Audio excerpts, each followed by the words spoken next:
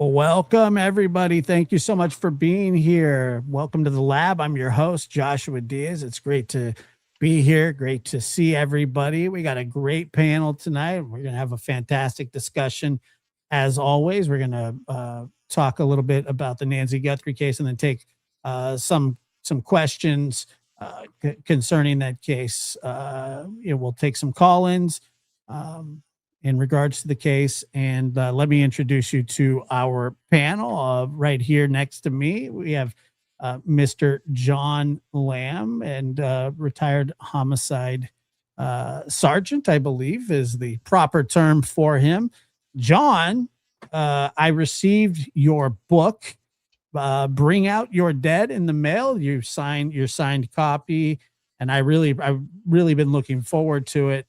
And so I can't wait to dive into it, and make sure if you haven't, go out and get your copy of Bring Out Your Dead. It's volume 3 in the series with the in the Service with the Sneer Chronicles. Very excited. Thank you so much for that. I appreciate it. You're muted. Hold on. Go ahead. Start over. Oh, you have to unmute. You muted yourself. Yeah. It's a great treat to be here, Josh, and I'm glad you've got the book. And the only bit of guidance I'll offer, and you probably would suspect this because you know me, is that you probably don't want to be eating food while reading certain elements of this book. Well, I actually, so I got to I started kind of reading the beginning of it. And by the way, the tribute to your late wife, very touching at the beginning. So I started reading that, but let me just say this at the very beginning here. I did start to chuckle because I know you a bit, when it says, when you say, this time I really mean it, proceed at your own risk, because there is some seriously gruesome material ahead. And I absolutely believe you, but I can't wait to check it out. Well, thanks, Josh. And I'm not applying reverse psychology here. Okay? I mean, I know your viewers, they're fascinated with true crime. It's just I'm giving you what it feels like to actually be at a scene, what it smells like, certain things that are said by cops there at the scene. And I want to thank everybody who's bought the book. It's a tremendous honor. So I'm looking forward to the questions tonight. Yeah, so it should be awesome. And then we have Dr. Gary Brucato, forensic psychologist, author of The New Evil, and also co-author of the new book coming out, the Cold Case Foundation, as well. And he regular on The Interview Room and on this show as well. Dr. Gary, how are you? Good. I was supposed to be on vacation, but something happened, which we won't get into, so that got moved. So here I am. Here you are. And we appreciate you being here. And then Mr. Chris McDonough of The Interview Room, my friend, thank you so much for being here, man. And once again, you've just been doing great work all around. I see that you have a show scheduled tomorrow about the Sebastian Rogers case. So I'm really looking forward to that. You know, you and I I've done, you know, many shows on that. So I can't wait to hear your thoughts on that as well. But also in the Nancy Guthrie case as well, you know, you've really, in my opinion, have really led the charge when it comes to investigating sort of the inner workings of what's been going on in Pima County. And you know, you and Karen both have done some pretty hard hitting reporting, and it's not always pretty, but necessary. Well, that is really kind, and I'm excited to be here among all the lab rats, my friends, and watch John's cats behind him and the dogs, and Buddy down at the feet here waiting for a piece of pepperoni, I'm sure, from something somewhere. So thank you. It's You're great to be welcome. here. Welcome horns for the Texas folks out there. We got Texas.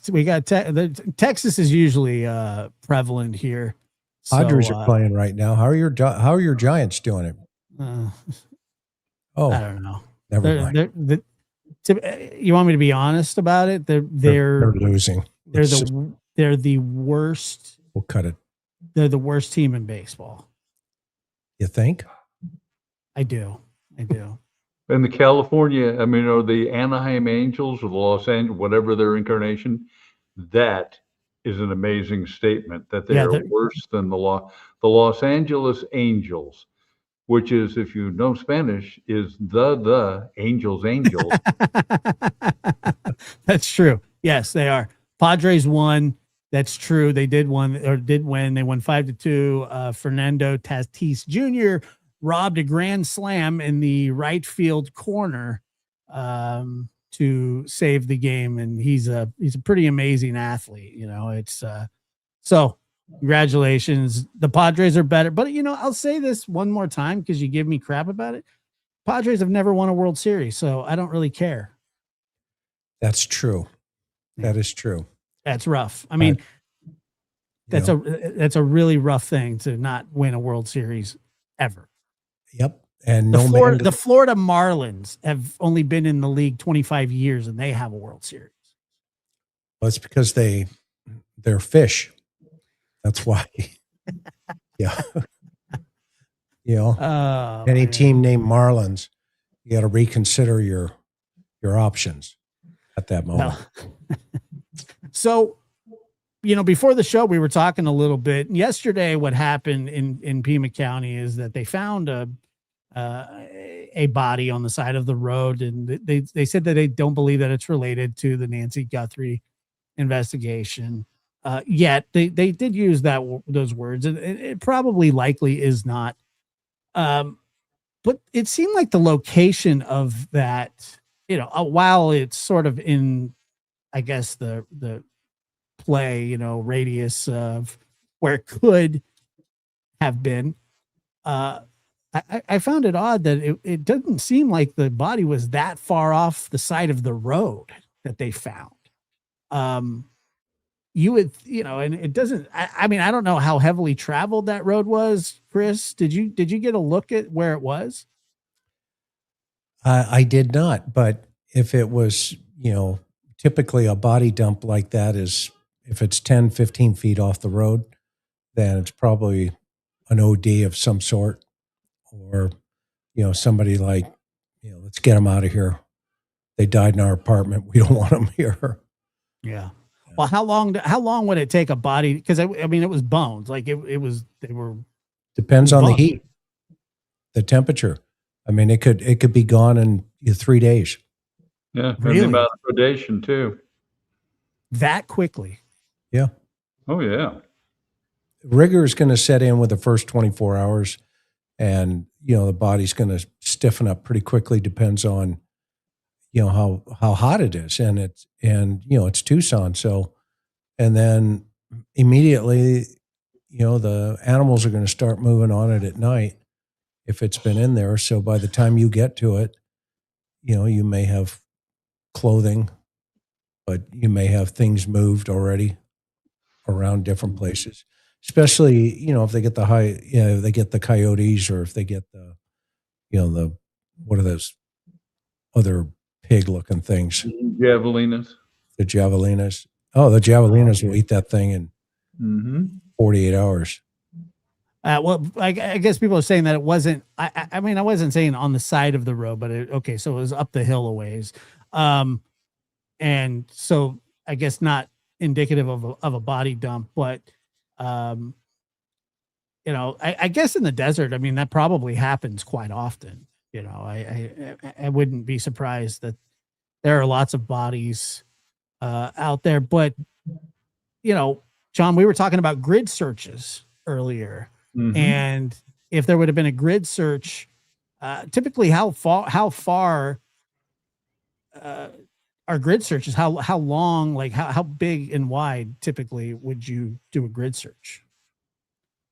Well, in this instance, what you would want to be doing is, for starters, conducting an in-depth search of the, which Chris has so accurately described, the like linguine poured onto a countertop, the street. They needed to search every yard there and then move into the undeveloped areas that surround it, probably moving closer to the mountains.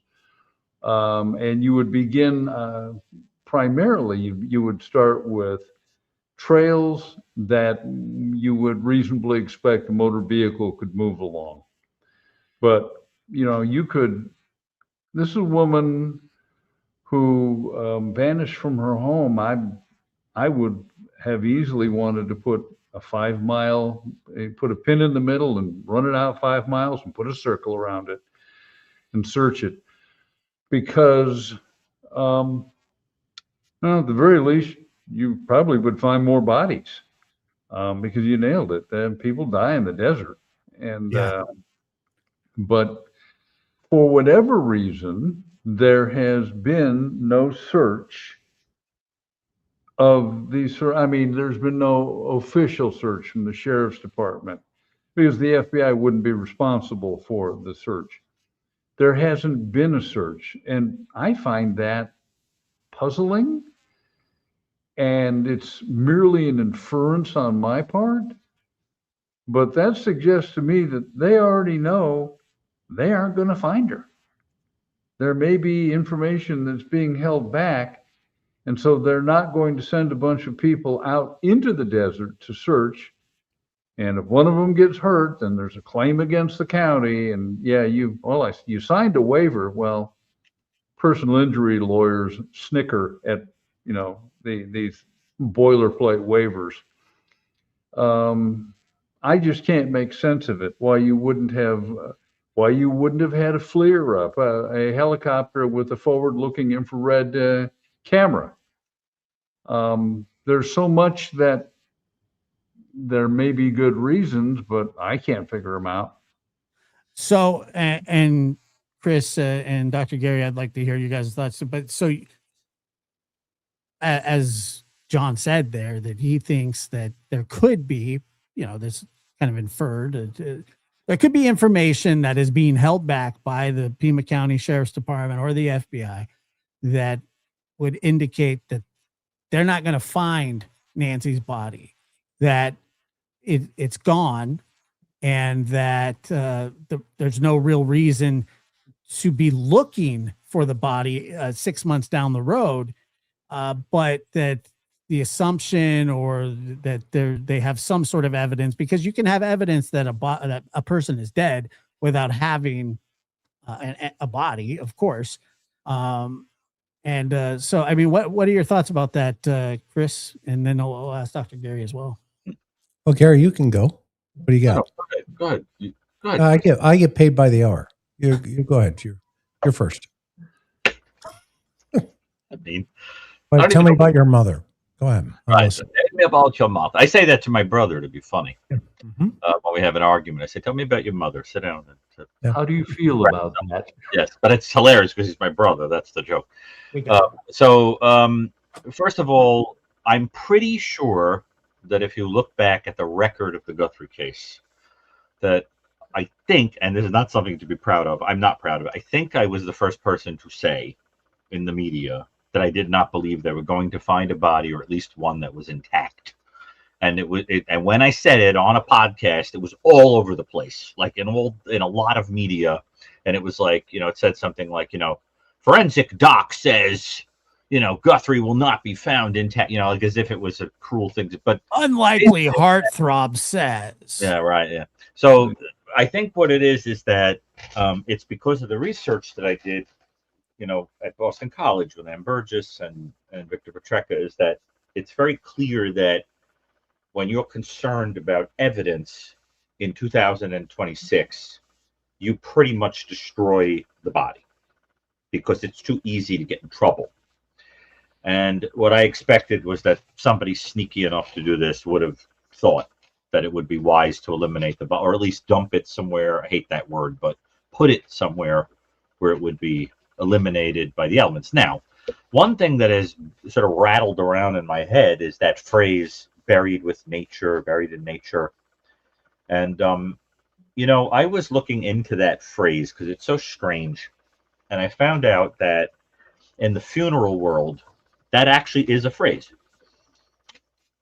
And what it means when you say someone is buried in nature, buried with nature, is that the person has chosen a burial for a loved one where there's no casket or anything like that that is going to take away from the natural process of decomposition.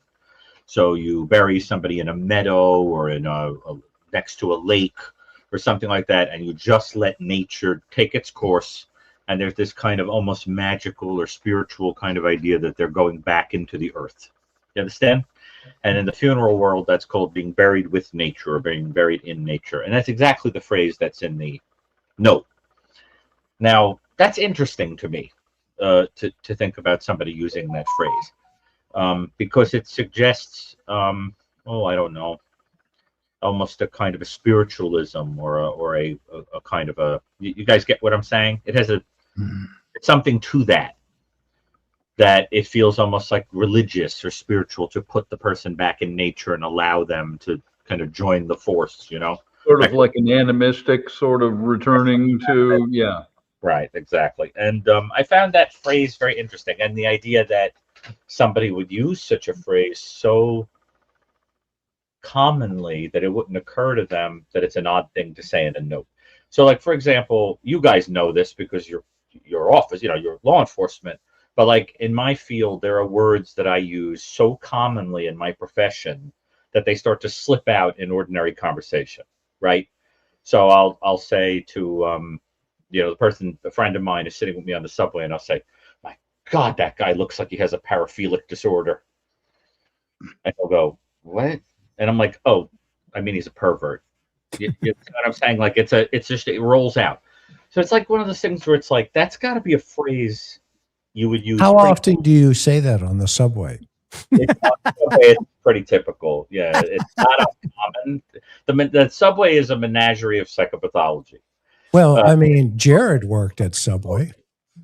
Oh, that's you just have to look for the guys in the raincoats and with those the Groucho Marx glasses. Technically, he worked for Subway, not at Subway. He ate Subway. Yeah. Well, I mean, so have I. Yeah, I'll have the number 2. I won't judge you. Thank you. I don't think Subway's that bad. That was a twisted story. But I guess what I'm getting at is it makes me think that somebody would be jargony, that would be like a jargon of how a person talks, to use such a phrase without thinking that it would stand out as weird. It has to be just something that would roll off your tongue, that you've got to be somebody very invested in that kind of hokey, you know what I mean, kind of hippie skippy way of thinking. And, I don't know what to make of those notes. I go back and forth in my mind if I think they're real or not. I don't know. I still can't make my mind up. But I stand by what I said about them being written by different people who probably have a fracture if they are real. But I think a lot hangs on if they are real. Because if they are real, right? Yeah. Well, first of all, if they are real, the first note behaved like a normal ransom situation where 24 to 48 hours later you send a ransom note, but there's no proof of life, meaning that she already died and they tried to get the money anyway. It also could be that they were mimicking a normal situation to make it look like a kidnapping, but the point was to kill her. And that's very interesting. Now, I have to tell you, I am convinced that I really am convinced that the point was to kill her. Oh, yeah. And the reason I have become convinced of that is very simple. If you want to keep an 84-year-old woman alive for ransom, you probably would take her medicine, research her health, not have her bleeding, take her, out gingerly and keep her alive. And you also probably wouldn't pick an 84-year-old because it's a bad bet in terms of living. So I think we can conclude logically that for some reason the point was to eliminate her. Now, if the point is to eliminate her, who commits elimination murder, a crime I have named and researched thoroughly? Who does that? People who know you, that need to get you out of the way because you're an impediment to something, whether it's money or you're a witness or you're an impediment to a romance or you're a burden. And then you have to make it look like some stranger did it. That's the classic reason for it. But it's always done stupidly, and you don't fake a sexual assault and you don't fake a robbery because you're not sophisticated enough to do that. And when I say know the person, that could mean in any way. Intimately or kind of sort of know them, but you have to know them. And that's consistent also with the literature that says 76 to 92% of women who are killed know they're killers. So the statistics point this, and also when elderly women are abducted, it's typically by someone who knows you.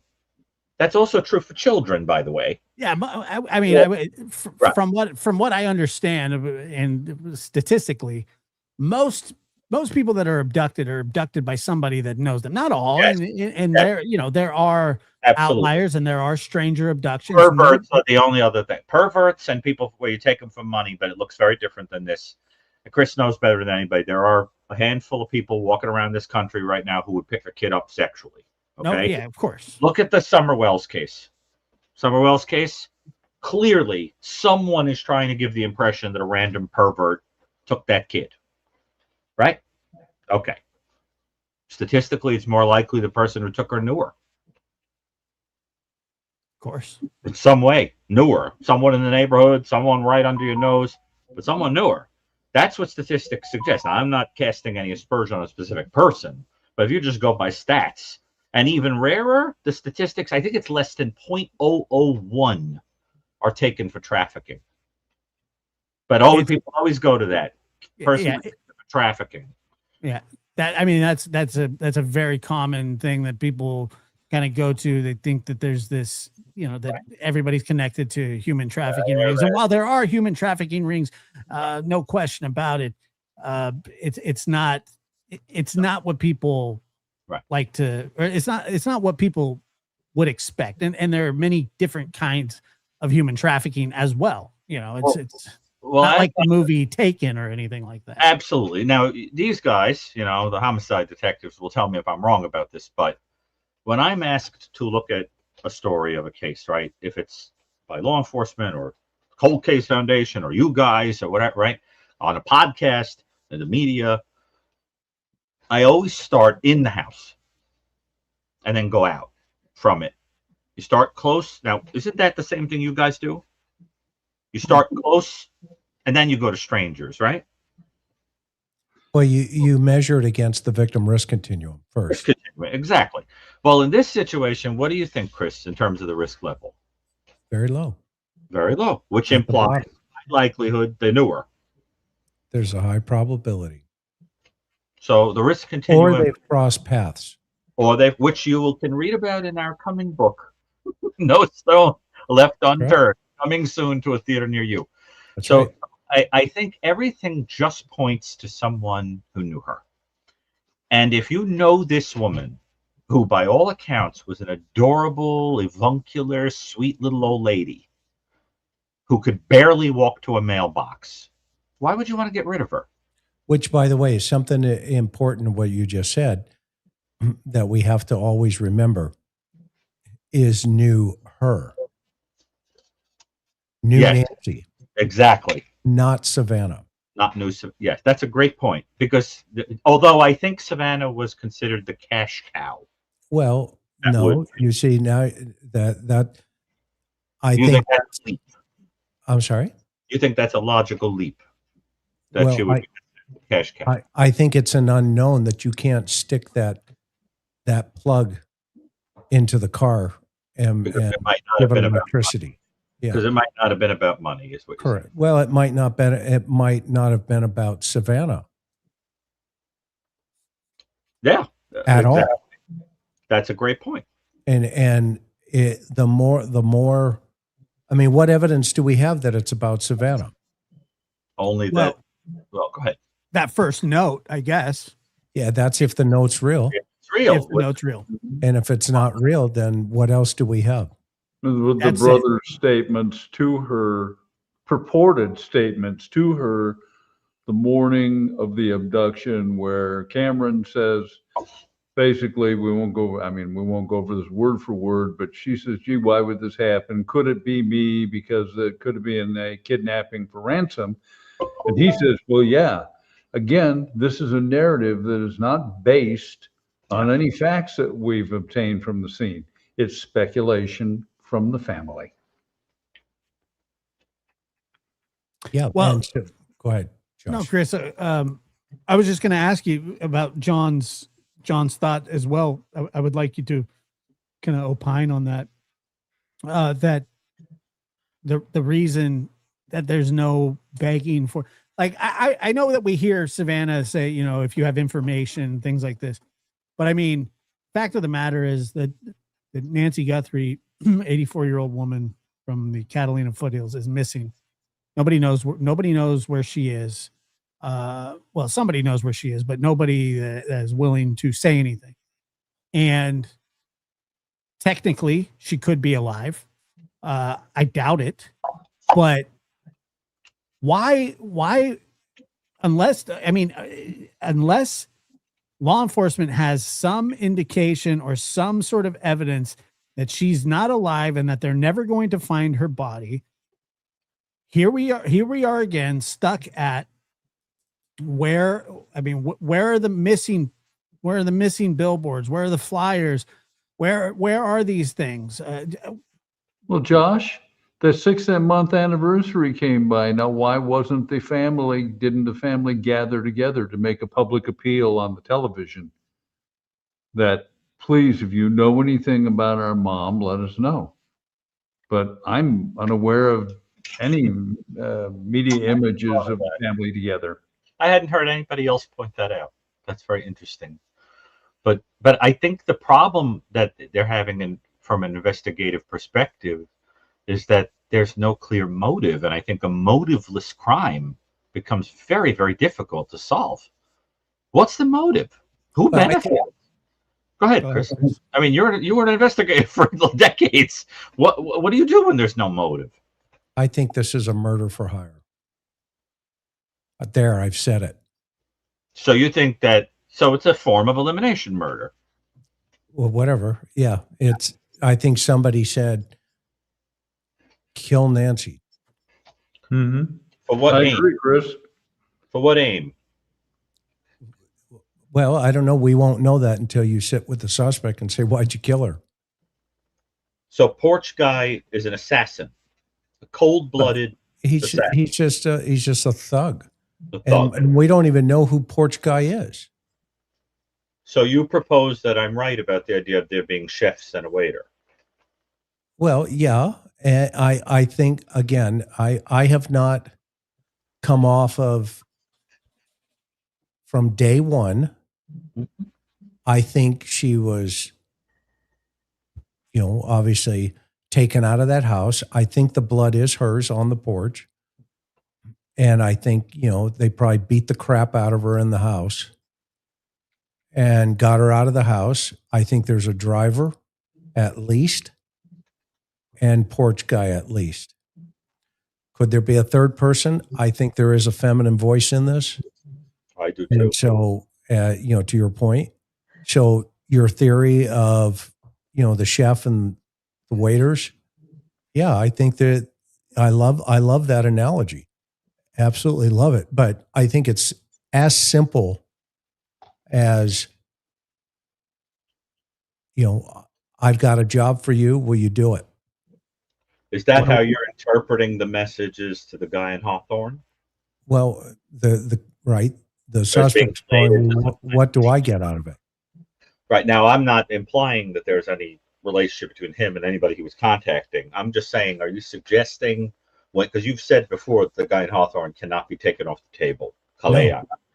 Are you suggesting that communications to him about expecting money might have to do with some kind of deal? Well, it was a question. Because I don't know. I'm just asking if that's What was the question? Oh, I don't remember it off the top of my head. Did you get the Bitcoin? We're Did you waiting get at the our end. Bitcoin? And he doesn't need to have been involved in anything. This could be something as simple as blackmail. Why is he asking Annie and Tommaso? Yeah. I don't know. That's a whole other animal. But that's the facts. So And that, call the family that member. is the angle. It's the facts of the case of, that knucklehead sends these text messages and then makes a 9-second phone call to a family member. We still don't know who that person is. These kind of things, it's kind of crazy, to be honest with you, how far away this case has really gotten in the public arena. Yes. This is not a complicated case. We've said that from the beginning. Yeah, yes, it's complicated in relationship to all the other crap that's come at it. But I've said, John said, you've said, Josh has, I have said from the beginning, that's noise. It's noise. So the notes are a form of staging. If they are written by the people who did this, they are to give. Why do you need the notes, Gary? To give the false You've impression. snatched her out of the house at 2:30 in the morning to tell you that she had health issues. No, I know it doesn't make sense And then, unless someone feels guilty. but is that reality? I don't know. I still can't make my mind up if those notes are real. The more I think about it, the more the risk that would be incurred writing them is really intense. And it's very difficult to understand, if you have a deceased person, what's the point? Unless you think people are so stupid they're going to put money in the account anyway with no proof of life. But the only other thing I could think of is that you're trying to lead everybody in the wrong direction with a fake abduction story to get them to put money in a Bitcoin account. Or you get lucky and somebody else interjects themselves into the case that takes everybody into left field, and they end up chasing left field versus right field. All right, but Chris, and I don't want to get too far away from this before. No. I want to stay on what you're talking about, because you just said here, Chris McDonough of the interview room just said that you believe that this is a murder for hire. And you didn't just come up with that out of the blue. This isn't something that, I mean, there are, and this is the first time that you've said this. I think the first time anybody has said it. I would agree with that. And while I don't agree or disagree because I'm not qualified and I don't think about it that deep because I just don't know. But what is it about that? I mean, what has brought you to that? I know you can't speak to motive, but what has brought you to that conclusion or that theory, at least? I know I'm not saying you're married to it 100%, but this is where you're at right now. Mm-hmm. Why? The things that we don't see are the things that are clearly seen. And let me explain that. What don't you see in this case? Other suspects? Like who? Suspects at all? All right. What else? Motive. What else? The family attempting to encourage the authorities to come to a resolution. What? And remember, the things you don't see are the things that you see. The dog that didn't bark in the night. How'd they get in?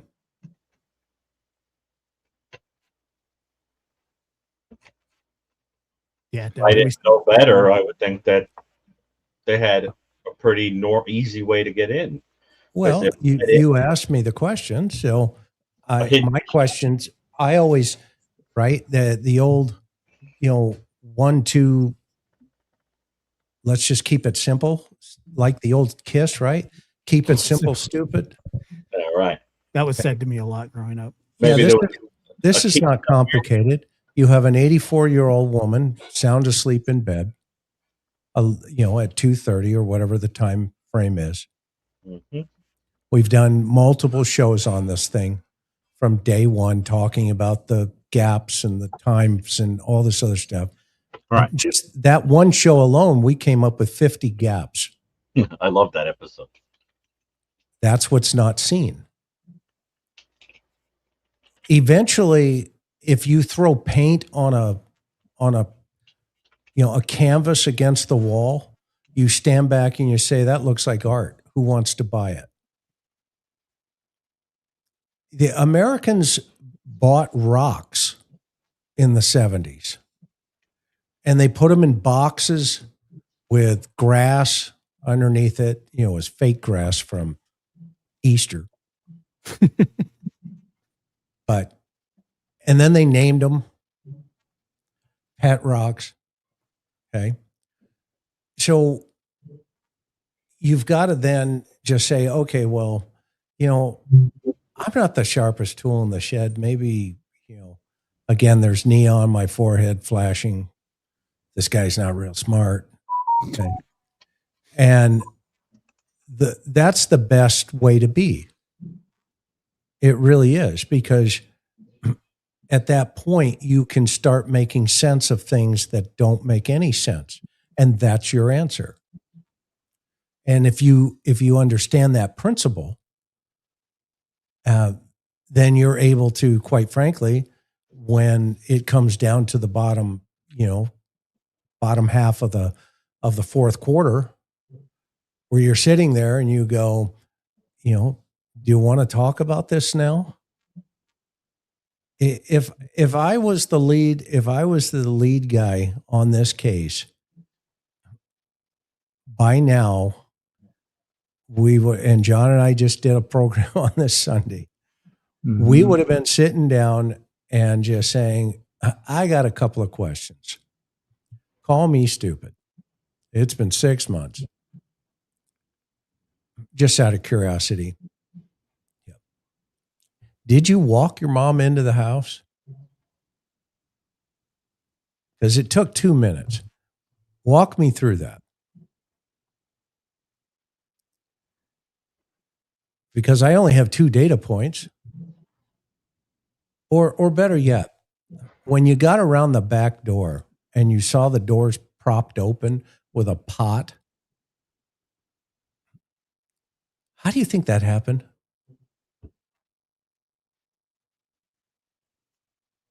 And you the last time we talked, you said mom leaves the doors open. Why would that be? You see, I mean, whenever you hear common sense comes to the table, okay, that's what you don't see. Because it's right there all day long, right in front of you. Now, hold on, Chris. Let me make sure I'm following what you're saying, what you're putting down. It sounds like what you're suggesting is that leaving the pots and all of that is so outlandish that it almost suggests concealment of a much simpler thing. Like, in other words, going so out of your way to give the impression of an outsider doing that suggests something as simple as having a key. Well, here's the concept. Is that Here's what a you're? concept. Yeah. Okay, here's a concept. Right. A career criminal comes up with the idea, let's prop the back door open because we're going to take her out the back. Yeah, that's ridiculous. Okay, well, Frank, how do you want to, or Chewy, how do you want to do that? Chewy. Well, there's some pots. We'll just use those. All right, that's a good idea. And somehow you're in the house. Somehow you got into the house. Okay, some point of entry somewhere into the house. And then while you're in the house and she's sound asleep still in the bedroom, somebody's got to come up with the plan that says, let's prop the back door open. Yeah, right. Okay, well, Casper, why are we going to keep the back door open, Holmes? Chewy Hey, and Holmes, Casper. we got a slipper out the back. Okay, then what? Well, we're going to throw her over our shoulder and run her around the backyard and put her in the car in the cul-de-sac around the other side. Oh, okay. Who's going to carry her? Well, we already talked about this, man. But first, we got to prop the back doors open. Oh, hey, that's a good idea. That's a good idea. What are they? Let's go. Okay. And now, home fries, they're in the house, the plan's operating, and we prop the back doors open, and somebody says, hey, get the light. The light that's been on as we've been going back and forth in the backyard? That one? Yeah, get that one. Okay, why? We're going to need it for the note. Orale. Oh, homie. You're on it, Holmes. I'm in. Boom. Lights out. Okay, now what do we need to do? Go around the front and grab some weeds and pull the camera off. Orale. Homie, that's good. I like it. You see how stupid this is? Yeah, so many moving parts. This is like a bad episode of Murder, She Wrote. Now, besides which, they did all of this staging in the backyard when the blood evidence shows that Nancy was removed from the front door and that a 90-degree turn to the right was made about halfway down the walk. Too many moving parts. And I'll address something else. The 2 minutes for the barely ambulatory 84-year-old woman to get in the house. Final 2 years of my wife's life, she was barely ambulatory, but too proud to want to use a wheelchair until the end. So I would walk her in the house. There is no way you're getting a woman that is semi-ambulatory in that distance, particularly since you've given us a sense of the scale, in 2 minutes. I'm sorry, been there, done that. I ain't buying it. So, everybody says that it was the cartel, so I figured I'd throw the homies into it right now tonight. Well, look, Chewy and Casper were. You should be a. I should have said Gato, Chato, Flacco. Those guys. Vatos. Yeah, The no, Vatos. Flacco Yeah. and Little Joker. And you have not lived until you have had your name tagged in the Vadio to 187 with your last name. Yeah, well, that's a terrible thing. That happened to you. Oh yeah. Yeah, you That's live awful. with it. You actually consider a point of honor that they've taken the time to spray paint your name on a wall and then puto it and write spray 187 next, like you're supposed to be a marked man. Did they do the little C, the M, the little C, and then the big D? Did they do it right? No, they did it wrong. They spelled my name wrong. They always do. Yeah. And by the way, this is not cartel. This is not No. anything close to that. Or a wrench attack. No, it's not. It's not even close. Yeah. That's just my opinion. I So hope hold I'm 100% wrong. But hold on, Chris. If this is the murder for hire, Yeah. and the person who, how do I say this? They'd be carefully examining the money going out of everybody's possession, unless this is some kind of cash payment to the No, person. they'd be more curious as to what bank accounts are empty. Yeah, that makes a lot of sense. But in other words, like Not coming in. Empty now at the time of the murder. Exactly. So, and could it be a situation where you say to a person, a windfall is coming and you'll get a piece of it later? Or do they have to be paid cold hard cash? Because this doesn't look like. Did you get the Bitcoin? Yeah, but this doesn't look like a pro. This looks like an intern. Do you think that guy was a pro? I don't think that porch guy is a pro. No, I think an intern in paper shoes could do a better job than that guy did. He was like a half-baked attempt at an assassin. That ridiculous outfit, the firearm not fitting properly in the holster, wearing it in the crotch, leaving the pots and the whole thing. I mean, it looks like somebody trying to be an assassin. This case is like ordering a Papa John pizza. You walk in and you got an idea. What's the idea? Right. Well, first we need some dough. I've never had a Papa John pizza before. And it's so hard to find good help these days. Papa Murphy's, even worse. They're good pizzas. I kind of like Papa Murphy's. Well, there you go in and you pick what you want and you throw it on it. That's what happened here. You want pepperoni? The two of them, you and your wife are standing there going, do you want pepperoni? I don't know. And then you make a decision. You get half and half. Okay. And that's murder a moron for hire, not murder a pro for hire. Well, like you get what you pay for. You know what I'm saying? Yeah, where would you go if you were involved in something? Like I ask you right now, Gary, if you decided, and it's all speculative, that you wanted to hire a hired killer, what are you going to go to Craigslist or something?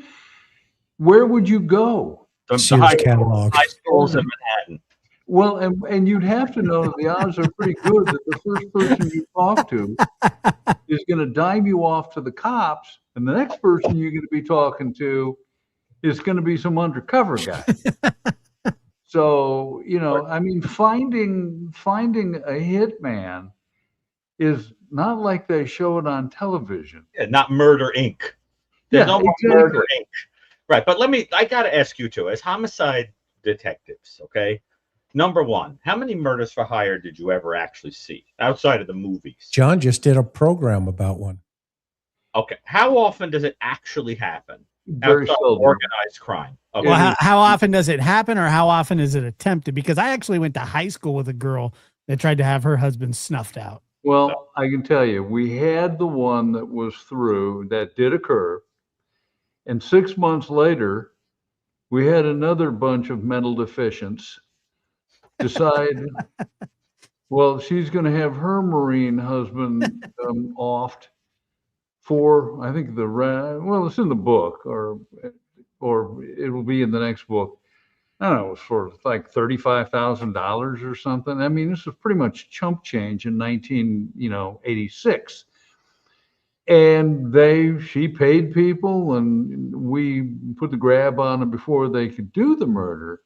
But those are two instances where I can look at and go, well, I can think of also one other, the double murder on Marvin Street, and that was an enforcer who killed two young men. They were handcuffed together. They were handcuffed together, and the problem was they were refurbishing the house, but the house had previously been occupied by a meth lab. And what is this story? This is great stuff. We got stories that could go. We could talk for months. This was Oceanside was like the meth capital of the galactic arm in like where the debris meets the sea. And what happened was these guys were running meth, and they were being fronted the operating money by an outlaw motorcycle gang. You're welcome, Chris. they took the cookers, took the product, took the money, and vanished. This is not considered good form in the drug manufacturing community. So an enforcer was hired to go eliminate these two. So we got two young guys in this house. I'm certain they begged for their lives and said, no, we weren't cooking meth.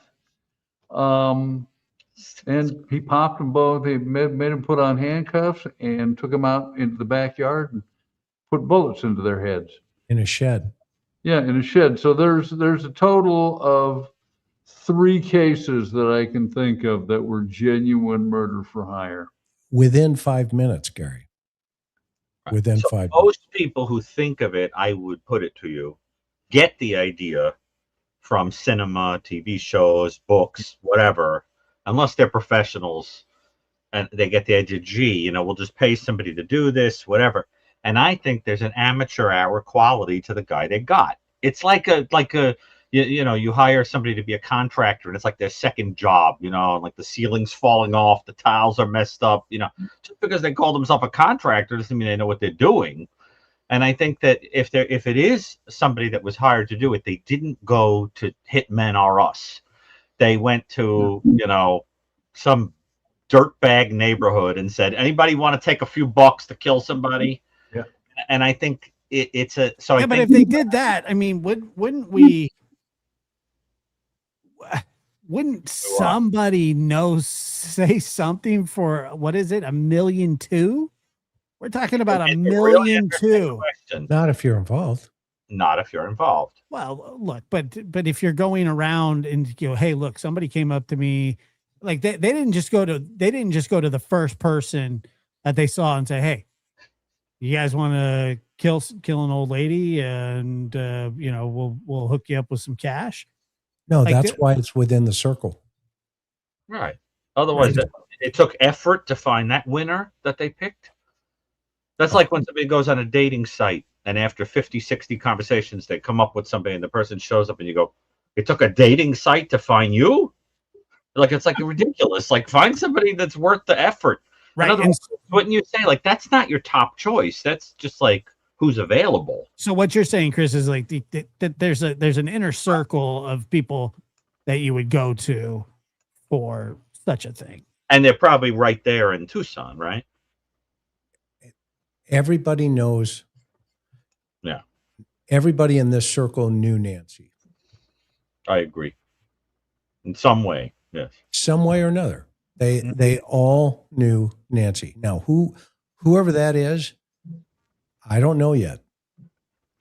I do, but it's not going to be complicated when it's all over. When it's all said and done, all of this other stuff that's been out there, that in left field and right field and center field, it's going to be right there at first base.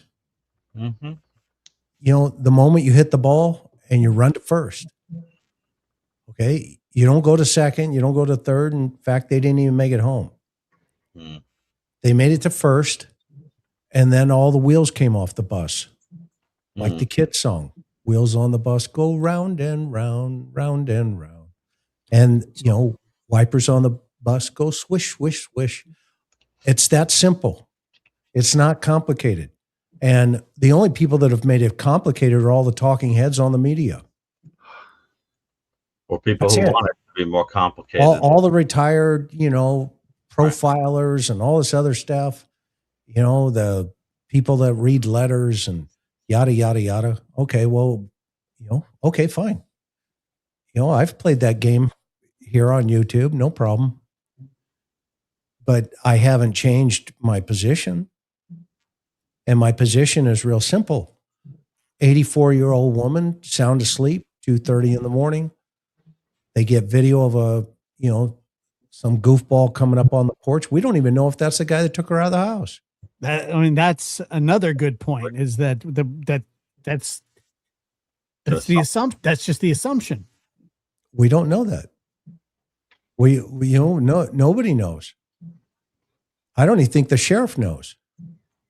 Oh, well, there's a Sheriff, what do you think? oh. Things we know, and we still need to know what you know, because there's something out there that we don't know. Thanks, Sheriff. We, You don't we say all- grasp it. But what we do know is her blood's on the porch and it comes down that driveway as we all, or down that front walk, and then it makes a right turn. That's that. We can establish that, by training and experience and, putting our hands up in trial and say, what's your background and your experience level? Well, I've worked yada, yada, yada. Here's my case log. Here's my yada, yada, yada. You want to, before diamond, go ahead. Here we go. Sheriff Nanos, what do you think? What do you think about Chris McDonough? Haters are going to hate. He's an idiot. Haters are going to hate. That's correct. Yeah. I don't even hate the guy, Well, haters are going to hate though. but I know, but he always says that. You're going to have the haters, right? Yeah, we are. You have to drive a Corvette. Hey, it's a nice car. Well, But going back to the basics, the fundamentals, let's stay always with the fundamentals. Don't leave the fundamentals. In our book, we talk about the fundamentals coming out. We tell Gary? We sure do. We tell it simplistically why that's important. Because you cannot, you can't stick a watermelon through a keyhole, no matter how hard you try. You have to take that watermelon, if it's been exploded, into a crime scene. And sometimes you can reassemble it, maybe the rind on the outside of it, but it's still not going to fit through the keyhole. So why try? So what you can do is stand back and you can assess and, think through what you're looking at. And it may not make any sense, but the more it doesn't make sense, that's money. That's money. John and I, we had a caper, an El Torito. John was the first guy through the door. The manager, I've shared this little one before. The manager was slaughtered in the office when patrol got on the scene, and John was the supervisor at the time, if I remember right. John, you keep me. I was it was an alarm call that came out, and I was, as was so often the case in my career, was only a few blocks away when the call came out. It was not a normal alarm activation, and the moment I pulled the door open, I could instantly smell the blood. And Is that the David? What's that case you're talking about? Isn't that David something or other? it was the El Torito murder where the manager was tortured to death. Yeah, that's. And as I'm going through, I find some restaurant employees bound. But then as I look in the office, the manager has been very horribly murdered. And my first thought is, they killed this guy. Why are these other dudes still alive? And that's one of the first things I told Chris. I said, DLR, there's something wrong here. And as it turned out, we were able to recover. Well, we'll talk about expanding searches, Josh. I had my officers walk 2 or 3 miles that night searching for evidence. There was a detective that worked with Chris at the time who thought that I was wasting my time. And she was chafing me about it and, wasting the cops' time. And there is, at times, God is good enough to send you a message that he's there. Because as she's telling me I'm wasting my time, I hear 6 David to 12 Sam. I go, my call sign was 12 Sam. I go, 12 Sam, go ahead. We found the knife. And so I just looked at this detective and said, "You're right. We probably shouldn't bother to look, should we?" But that was the David Tabor case. Yeah, you can pull that up, Josh. I sent you 2 texts. yeah, Yeah, it was David something. I remember you guys talking about it before, and it's very, very disturbing story. In the notes that I have on it, that all the quotations come from somebody called Bob George from the Ocean. Detective Bob George. Yes. Sure. Although I think by that point he was the PIO. But Bobby George, I worked homicide with him for several years, and he was a great detective. He's a great cop. Still around? Very smart. No, he's unfortunately, he passed. Oh. But Bobby George was a great. I worked with some great detectives. Well, and when John got in through that door, and there were also 2 kids that had been bound together. Mhm. They were tied together in the middle of the dining room. Yeah, right there in the dining room. And the suspect, or excuse me, the victim was in the back. In the office, The the office. safe was open, and they tortured him. And he'd been basically slaughtered.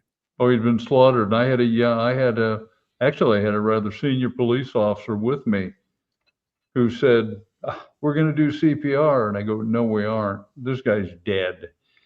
And, but this is a guy who had somehow managed to work in Oceanside for years and seldom got to a dead body call.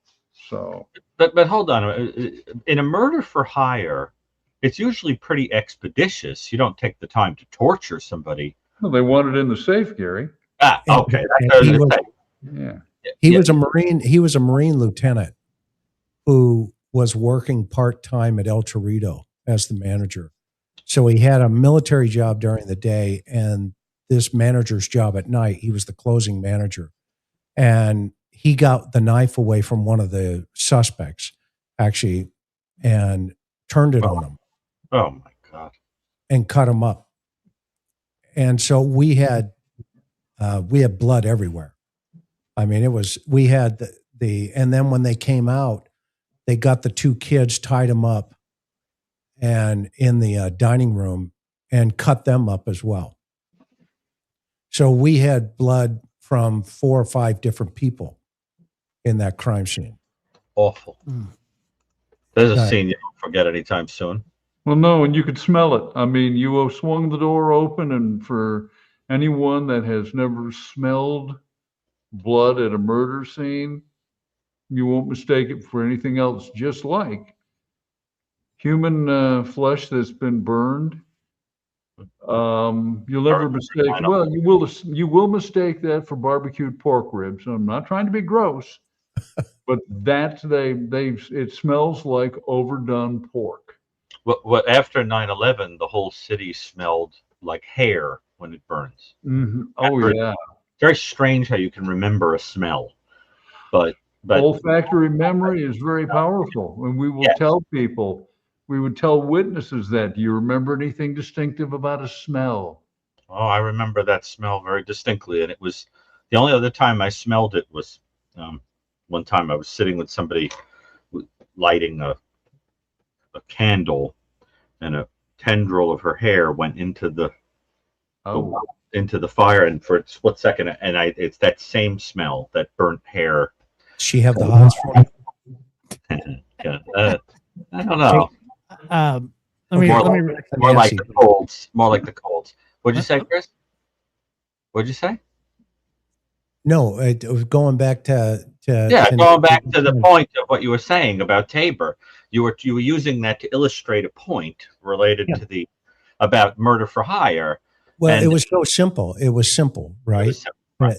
But it was complicated, and meaning, had John not said what he said, that led to a chain of events and things that just kind of started to unfold.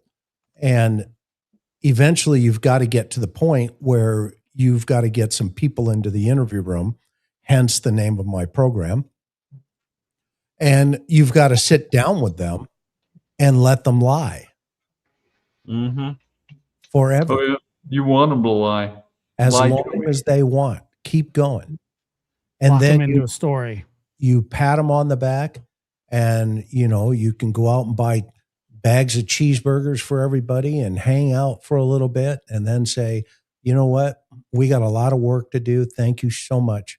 Have a super great night. Aloha. Bye-bye. And you let them go. Go ahead, Josh. Let me read this real quick. If I were devastated because my mom's missing, someone messaged me nonsense. Got a sweet deal in court. I'd be livid. I'm DC's victim. Don't I get to object to him getting that slap on the wrists? Great point. And I could absolutely understand how somebody would feel that way as well. Let's see, Chris, what is your guess in that list of 50 plus unanswered gaps questions? Do you believe LE knows the answers but keeping it away from the public? I think they probably know the answers to probably maybe 30, 40 of them. I don't know. I'm guessing. But we raised some stuff that like the mats, for an example. The mats are still there. There are 6 mats on that property to this day. You have the MVAC from the Bardot method from Francine. You could get some serious stuff off of those mats, and they're sitting there. They left them. Even though you see that video, you would have thought that the FBI director who put that out on Twitter, and you see the suspect standing right there at the front door on that mat, would have said, "Hey, do we have those mats?" Why? Well, because I just put a video out with the suspect standing on it. Oh, no, we don't have those mats. Okay, well, are we going to get those mats? I guess that conversation never happened because they're still sitting there. There's one there. There's one at the back door. There's one at the casita. The door just outside the fence. There's a second one at the casita just inside the fence. There's one in the back patio by the exit where Nancy writes her journal, and there's one at the front door, and there's one in the garage going from the garage into the house. That's just the mats. You can imagine that they were only focused on the broken light. I don't know. Maybe I'm not the sharpest tool in the shed, but that said. And by the way, in the Tabor case, we talked 2 guys back. Actually, Augie De La Rosa did. We talked 2 guys back from Mexico, deep down in a barrio in Mexico City, and into the jungle. They lived in the jungle. The 2 suspects that did this. One of the suspects went to TJ, and the takeaway that night was $5,000, and he got his kidney cut by Tabor. And so he went to TJ, was taken to TJ by his accomplice, met with a doctor, and guess how much it cost to sew him up? Yeah, go figure. 5,000. 5,000. How much, ¿cuántos años? How old are you, man? Mucho dinero aquí. Yeah. Be a little money coming at you here. So anyway, he goes, yeah, $5,000, no problem. I'll sew you up. And so they sewed him up. And he left him there in TJ. Well, the other guy took off to a barrio down in just outside of Mexico City. We sent his nephew down there with 2 tickets, and we said, "Here's what you're going to do with your uncle. You're going to have him come to the village phone, which was on a pole, literally, and at this time you're going to call this number, and we're going to be waiting." And sure as heck, he did. And Augie got on the phone with him and said, well, here's deal number 2. Okay. Your nephew has a ticket. You're going to take that ticket, and the 2 of you are going to fly, and you're going to get off in at the airport in TJ, and you're going to walk across the border, and we're going to be waiting for you. Ready, set, go. Don't collect $200, and you're not going to go to jail. And they did. They showed up. He walked up. I said, Mauricio Ramirez. He said, yeah, sí. I said, venga aquí, por favor. Come on over here. Siéntese. Sit right here. Click, click, click. You're out. Aloha. And this situation like this with, all the experts and all this other stuff, and I'm not an expert, by the way, because every new case that I get, I start all over again. All I do is apply my race car driving skills depending on how fast I want to go. But I never know if the car in front of me is going to lose tread and it's going to hit my windshield. Which, by the way, I've had that happen. I had a tire come off the back of a Jeep. You ever had that happen? I was behind a Jeep and the back tire, the spare, comes falling off. Boom, it hits the freeway and I go underneath the doggone tire and it came down behind us. Have Karen tell you that story. She was sitting there and went, you have the luck of the Irish. I said, honey, I love you. Let's keep moving. I didn't even look behind me. Well, I've never had that happen, but I was in a Winnebago when the front wheel popped off while we were going. There you go, Griswold. Right that there. That was awful. And I thought we were going to flip for a long time. We didn't actually. It was pretty amazing. So we're gonna take a couple calls here. And once again, we're talking about the Nancy Guthrie case. So we're going to keep the questions to that.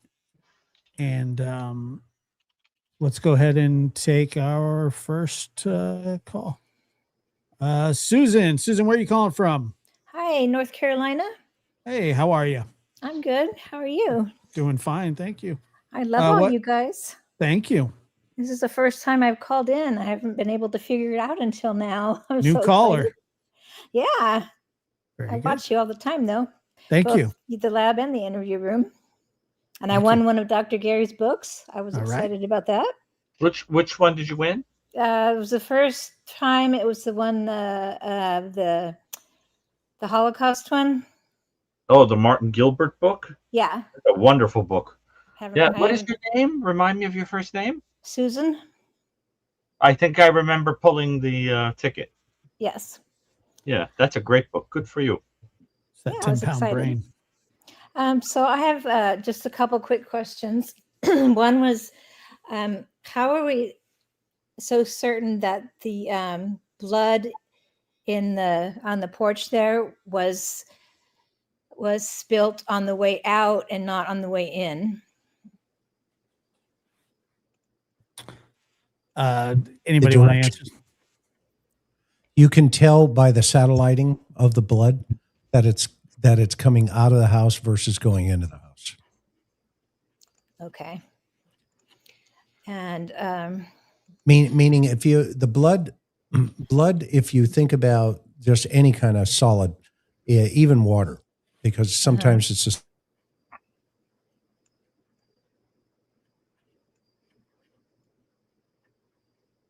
uh-oh. Yeah, Chris froze up. I'm back. Oh, there you are. No, blood, because of the density of the blood, when it hits, if it's moving, it leaves like a tail.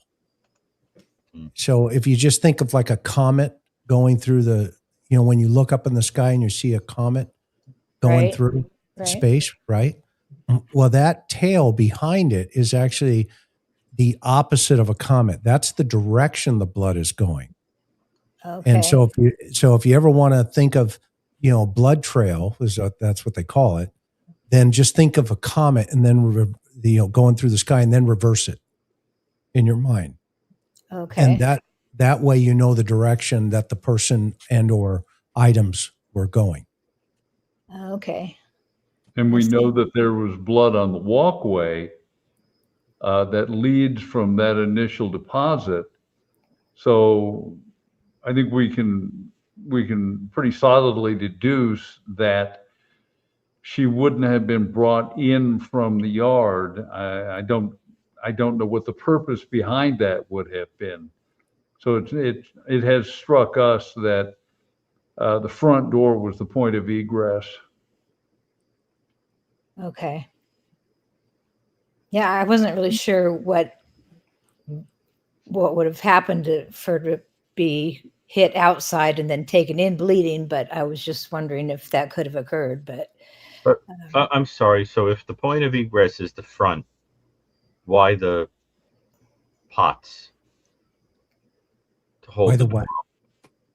Why the Why the pots what? to hold the door open? That's a great question. Makes Well, no I mean, sense. well, maybe their first thought was we could take her out the back, and they figured that it would maybe be too much trouble, so they were ended up going out the front. I don't know. It's pretty weird. It's possible though. It Boggles the mind. yeah, I mean, it's her blood, and it was moving from the inside of the house out. It's not complicated. That right? I mean, it's pretty simple. When I mean, there are even people are going, well, maybe the sheriffs they overlooked the blood because they thought it was old. No, when Brian Enton even walked up there, that blood, if you were to touch it, would get on his finger. It's still wet. did he touch it? No, thank goodness, right? What part of North Carolina are you in there, young lady? Near Asheville. Oh, that's a beautiful town. Yeah, it is gorgeous. You guys got hit with some serious storms recently. A lot of flooding. Yeah. Well, I hope you're okay. Yeah, I was fine. Cool. Did you have another question, Susan? Yeah, just I don't want to. I don't know how to ask this because I don't want to accuse anyone. But I was just wondering do you think that the law enforcement has looked at other people in Nancy's circle of family that maybe aren't directly related, but like what do you think about that, John?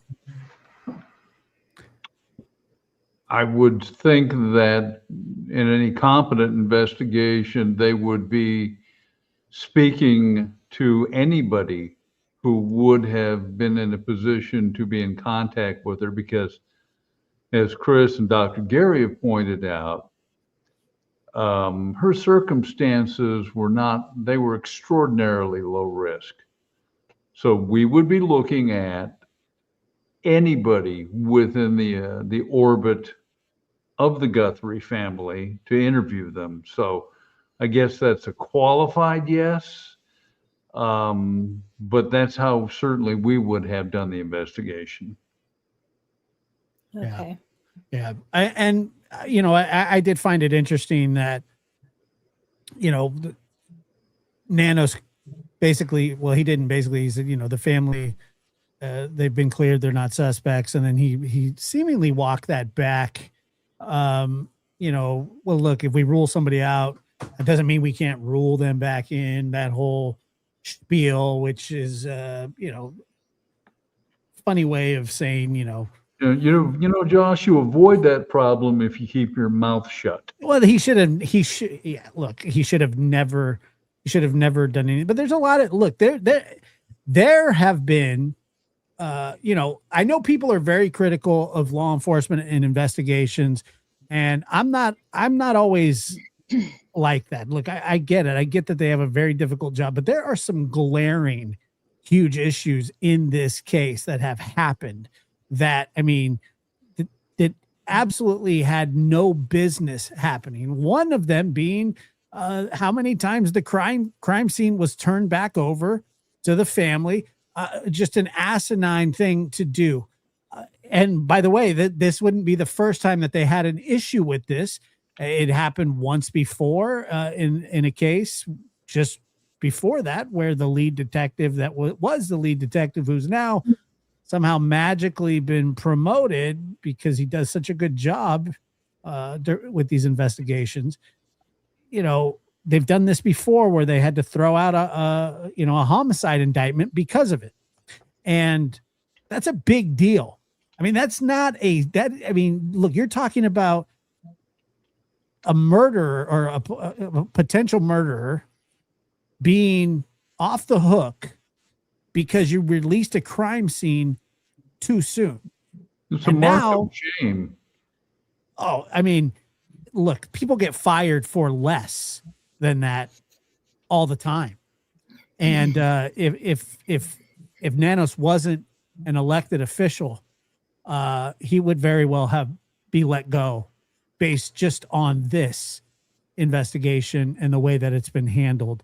So, you know, the answer to your last question is, who knows who the hell they've talked to? Hopefully they have. But to be honest with you, I just really don't know. there's not there's not a lot of faith in my and we don't know my estimation. We don't know if the FBI is working on it at all. They probably aren't. Is that right? No, the FBI is still the FBI is still working, but you know, I believe that they're not gonna. They can't. First of all, they can't take over the case. They won't take over the case. But they've offered their resources, but it sounds as though Sheriff Nanos has sort of skirted. You know, I heard. Was it Sergeant Cross? Did you see his interview just the other day, Chris? No. Where was that interview? He did. I think it was on a local station. He did it, but you know, he was basically saying that the relationship between the sheriff's department and the FBI is not good. I mean, he laid that. He would know. I mean, he's right there. He's the union leader of, you know, for these officers, and he's saying, look, it's not a good relationship. It's just not. And that's a real problem. Like I said, that not that he will admit to it, but there are glaring holes that you could drive trucks through in this investigation that should have. Once again, the dreaded Matt, you know, we always go back to that, but that's just the start, you know. Yeah, so that's a real anyway, shame. Yeah, Susan. Well, thank you so much for your call. Thank We appreciate it. All right. Thank you. Bye-bye. Thank you. Bye. It's a good call. Nice call. Let me see. What's up, Joey H? What's happening, man? Hi guys. Hi everybody. Real quick, John Lamb, just have to tell you, I've been wanting to tell you this for a long time. Your wife is very lucky to have had you as her husband. You always, almost on every episode, you always bring her up, and it's very admirable and gives me hope. So I just wanted to let you know that. Well, thank you, but I'm going to say that I was the lucky one. There you go. And there's the hope you just gave me. She rescued me twice. I learned what it was like to be truly loved. And she was the very best thing that ever happened to me, and like the other half of my heart. And it's hard to believe that we're pushing, like in December, it'll be 2 years. Wow. It's still impossible to imagine that. But thank you for your kind words. And I hope it does give you some hope, because, man, I sure didn't believe it was going to happen. Yeah. Well, you know what, John? Your books have a humor. You are a very funny guy, but your books have a humor that you weren't broken, and I think it's a beautiful thing that your wife was able to, whatever this relationship, it bred this beautiful humor that you have, that you give to others in all of these writings that you do.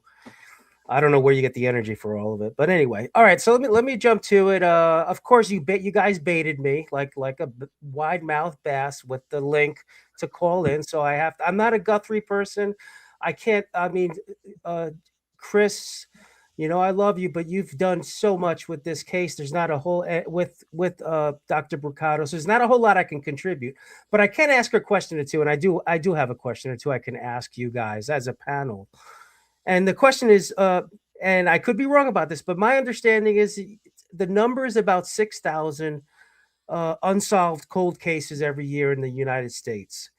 So the two questions are this. The first question is, if this Guthrie case remains unsolved, as unfortunately I believe it will, if this Guthrie case remains unsolved, how would it differ from other cases in history, such as the Black Dahlia case, the Zodiac case, John Bonet Ramsey, these unsolved murders? And could the Guthrie case essentially function as some kind of modern secular mythology, basically acting like some kind of real life cautionary tale that we pass on generations and generations, as the Zodiac and Black Dahlia case? That's the first one. And the second question is, all of you guys, or most of you guys, or two of you guys, I know are on the Cold Case Foundation, or members of the Cold Case Foundation with Cheryl McCullum and all of them. How could the Cold Case Foundation? I mean, I looked at the roster, one heck of a roster. You guys put the White House to shame, every administration. Has the Cold Case Foundation ever gotten together as a team, everybody, and worked on a particular case? And could you see that happening with the Guthrie case, some kind of collaborative effort amongst all of these reputable professionals that are on that roster? And those are my two questions. Well, the first question is kind of the lore of the Nancy Guthrie case, and if it goes unsolved, where in history kind of could it take its place amongst some of the great unsolved mysteries? What do you think about that, Dr. Gary? I think it's apples and oranges, because the cases that Joey mentioned, like the Zodiac killer case and the Black Dahlia case. I mean, the Zodiac killer case, clearly a serial killer case. And I think in 2026 would have been solved if it had happened today. I think it would have been cracked.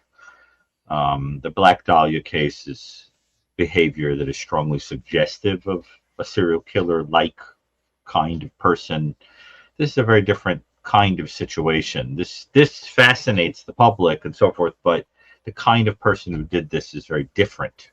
But they're but I don't want to interrupt you. But they're but they're unsolved. They're in the same family. They're unsolved cases. We don't know who did these murders. Yes, but what I'm getting at is that this would be one of those cases that, like the Lizzie Borden case, where you have a family drama that really make a lot of sense and what really happened. There's in fact a case that Burgess and I wrote about in the book we have coming out. Spoiler alert, she did it. But the thing is, I think that it's a little different. This is some kind of domestic situation where potentially an outsider comes in and does something. Wait, different. I think like the Jack the Ripper case or something. I think you're misunderstanding my question. I'm not trying to find out if the same perpetrator. No, I get it. I'm just saying that's why those cases, I think, have more lure for the public. This one doesn't have that lurid kind of element. I just think it'll be one of those things that has a lot of intricate details, like the Lizzie Borden case. Very intricate details that sort of people enjoy trying to put the puzzle together and all that. And it's like, I think in that sense, it'll take its legacy.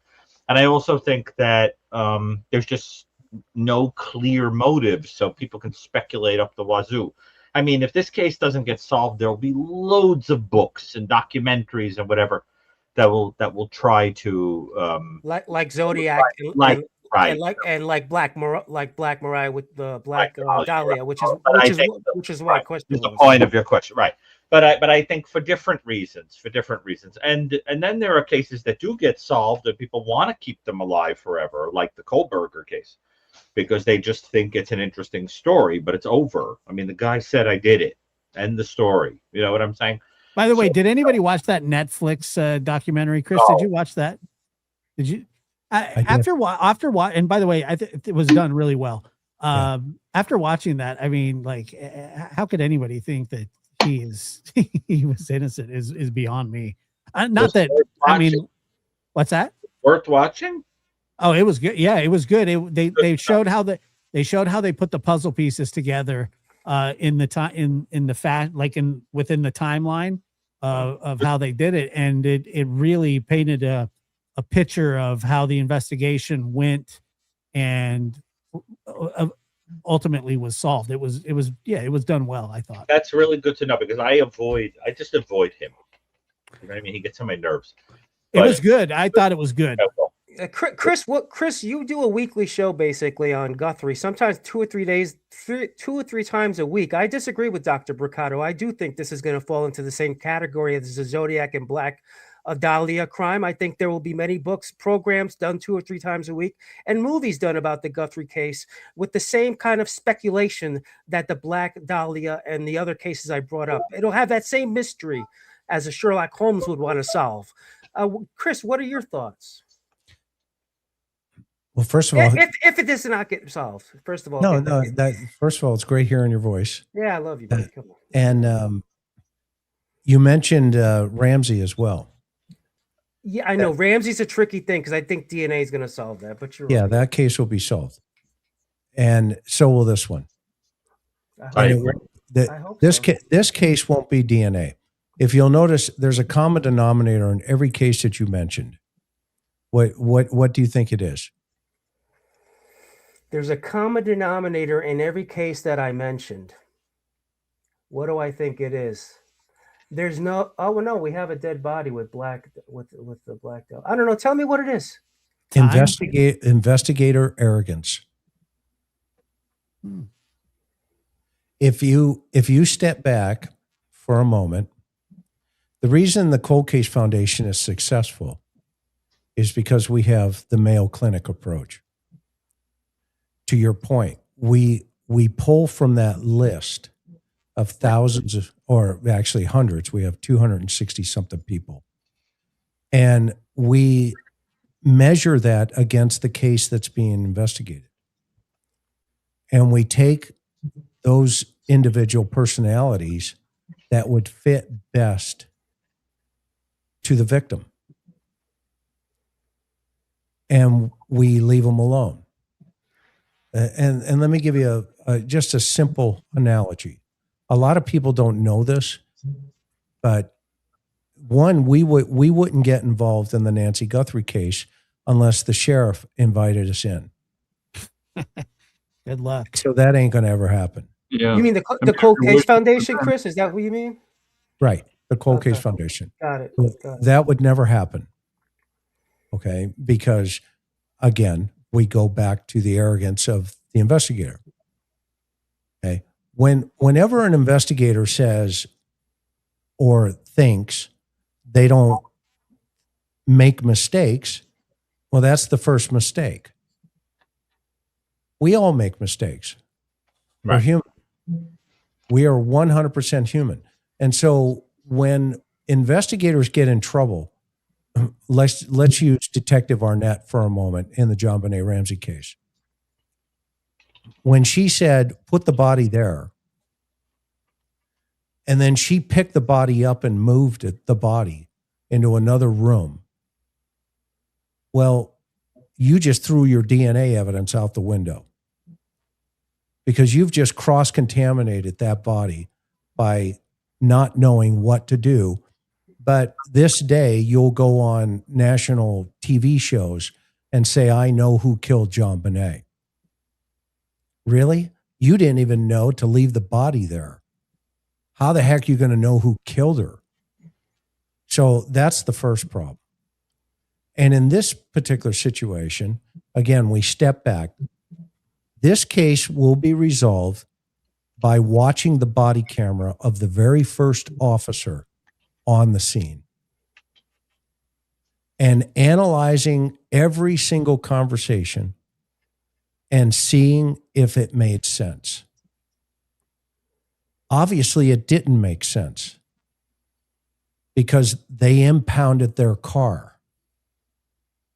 Something did not make sense. That means there are affidavits of probable cause of that senseness, of that stuff that didn't make sense. when those probable cause affidavits are put into the public arena and everybody goes, crap, we didn't know that, then it's going to come back to investigator competence once again. And I'll give you this example that I can use. You know, when Michael Vaughn went missing in Idaho, Fruitland, Idaho, Mhm. you know, the FBI was there for a year. You know what their conclusion was? He walked away. The behavior science unit said he walked away. Everybody said he walked away. Mhm. A year and a half later, the chief reached out to the Cold Case Foundation. One suspect's already been bound over for first-degree murder. You do the math. Now, I'm not saying look at us. I'm just saying the principle that was taught to me many years ago was that one question. And we do this all the time when we do trainings. And you're going to read it in the book coming out. It will be the textbook for law enforcement going forward. Because the Mayo Clinic method came forward and we finally said, you know what? Gary, how many authors do we have? 15, 16? 15 authors. And Tops? it's like a who's who of authors, too. I mean, they're really great people. Vernon Gabert's in there. He wrote the 5th edition to Practical Homicide Investigation. He wrote 2 chapters in this book coming out. Okay. And he's called the Godfather of Homicide for a reason. Well, he's in the foundation. John Douglas is in the foundation. Love John. And John is writing the foreword, and he's also participated in this book. So now here's the question. How many cops are going to read it and learn? Or are they just going to read it and go, yeah, I already knew that? Well, John, you've had a look at it. Did you learn anything?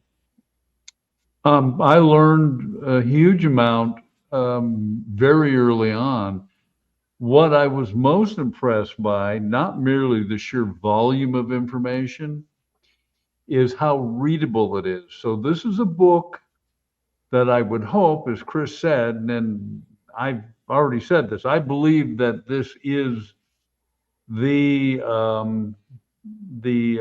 textbook for the 21st century for homicide investigations. But it's also written so well with a narrative style that your true crime fans would read this. And I'd recommend this to anybody watching this. If you want to learn about the real world of homicide, you will need to get this book, because I tell you, I mean, all the murders I've been to, and I'm learning stuff from it, but it's wonderfully written. So it's not like you're picking up a textbook. It's not like you're going, God, one more paragraph. Yeah, I think you've accomplished something that's really singular here. Well, listen, having edited it for years, I'm delighted that you found it readable. But I think that's exactly it. You know, Chris, it all boils down to humility. And knowing that you don't know everything, because it's the whole problem is you get into a kind of echo chamber of people that say, I see it the way you do, and you're in a lot of trouble. You need someone who argues with you and goes, no, look at it like this. You know, the team of rivals kind of thing, you know. And I think that's one of the things, like when I've been on cases with the foundation, I'm fascinated how people that really have been doing this for decades can have completely different ideas. And nobody goes, my idea is better than your idea. Well, yeah. Yeah, no, go ahead. No, I was going to say what's unique about especially this particular panel right now is all of you guys respect one another, and not that you guys don't have egos, and not that I don't got one, But every guy, when you start putting that roster I was talking about on the Cold Case Foundation, and I asked that second question, could all of these people work together as a team in unison to help solve a case? I don't know. Listen, within the true crime podcast spectrum, I'm already watching musical chairs. We don't need to say names. We're watching people bump around from one podcast they like to another when they. So, it's about egos, and it's a perfect world you're talking about. And it's great that that you. I hope you're right about that, but I'm not sure. If the Guthrie case. The thing about the Guthrie case with this video of this guy with this outfit, it reminds me of the Zodiac. The guy. Everybody. If you remember, Dr. Brucato, you more than anybody, that particular case, there was a survivor who was able to completely have someone sketch out the way the ridiculous outfit the guy had on and everything. The Zodiac was seen by survivors a few times. The guy dressed up in the outfit. You're talking about Brian Hartnell, survived the Lake Berryessa attack. Described Zodiac's bizarre outfit with the bib and the glasses that's the only time that he wore that absurd outfit, which some people think was inspired by Charlie Chan on a Charlie Chan movie. Right. And this is very interesting because the villain is called Zodiac in one of those Charlie Chan. Dr. Brucato, all of that's correct, and you're right, and that's why you're so smart. You know all of those details. But I'm just saying the bottom line, the basic denominator here is someone saw the murderer that stabbed his girlfriend and him and tied them up. He saw what he looked like, and we saw what the Guthrie person said again. He didn't see what he looked like. He was wearing dark glasses over a hood, like Guthrie, like the Guthrie video, right? He did not wear. Well, he didn't take that hood off, no. But he was seen by Mike Majot, the survivor from the murder of Darlene Ferrin, and he was seen by the police officers that stopped a lumbering man after the Paul Stein shooting.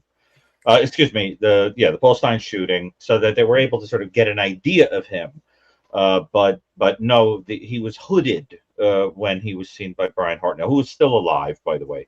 But so what are you suggesting, that the outfit almost mimics something like the Zodiac outfit? No, not at all. I'm just saying that the perpetrators of these crimes were seen by us and by others, by outsiders, and these crimes are yet to be solved. And that's one of the things that is so, I guess, frustrating about this case is that, look, there is a video of somebody on Nancy's porch,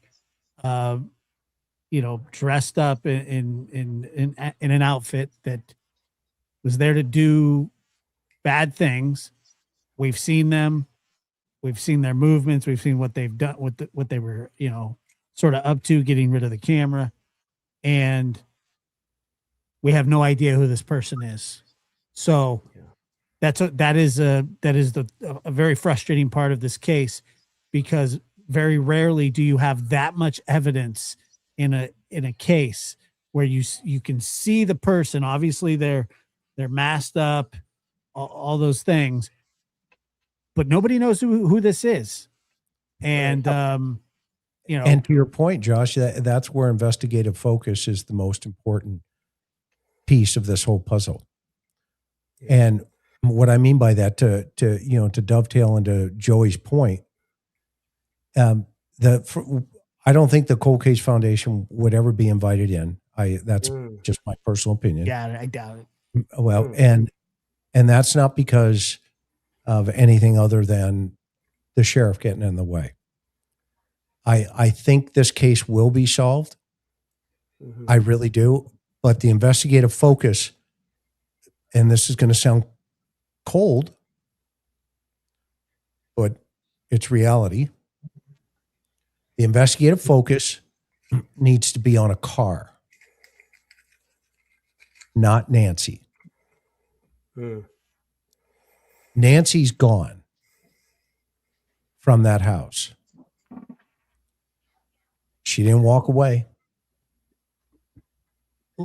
Really quick, we're losing John we're gonna lose John Lamb for the night. Thank you, John, so much. We appreciate you. Thank you, John. And once again, Bring Out Your Dead is out now, and I'm looking forward to starting this tomorrow. I can't wait. Yeah. Where can people get your book at?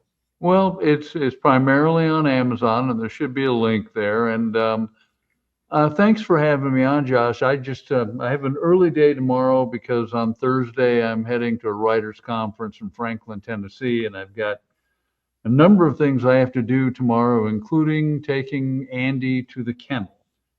And so Well, we understand. We appreciate you being here. I know it's late where you're at. thank you so John, much. thank you for all you do, John, and all your prolific work with the writing you do. Very prolific. Well, and thank you so much for your kind sentiments. I don't say that easily.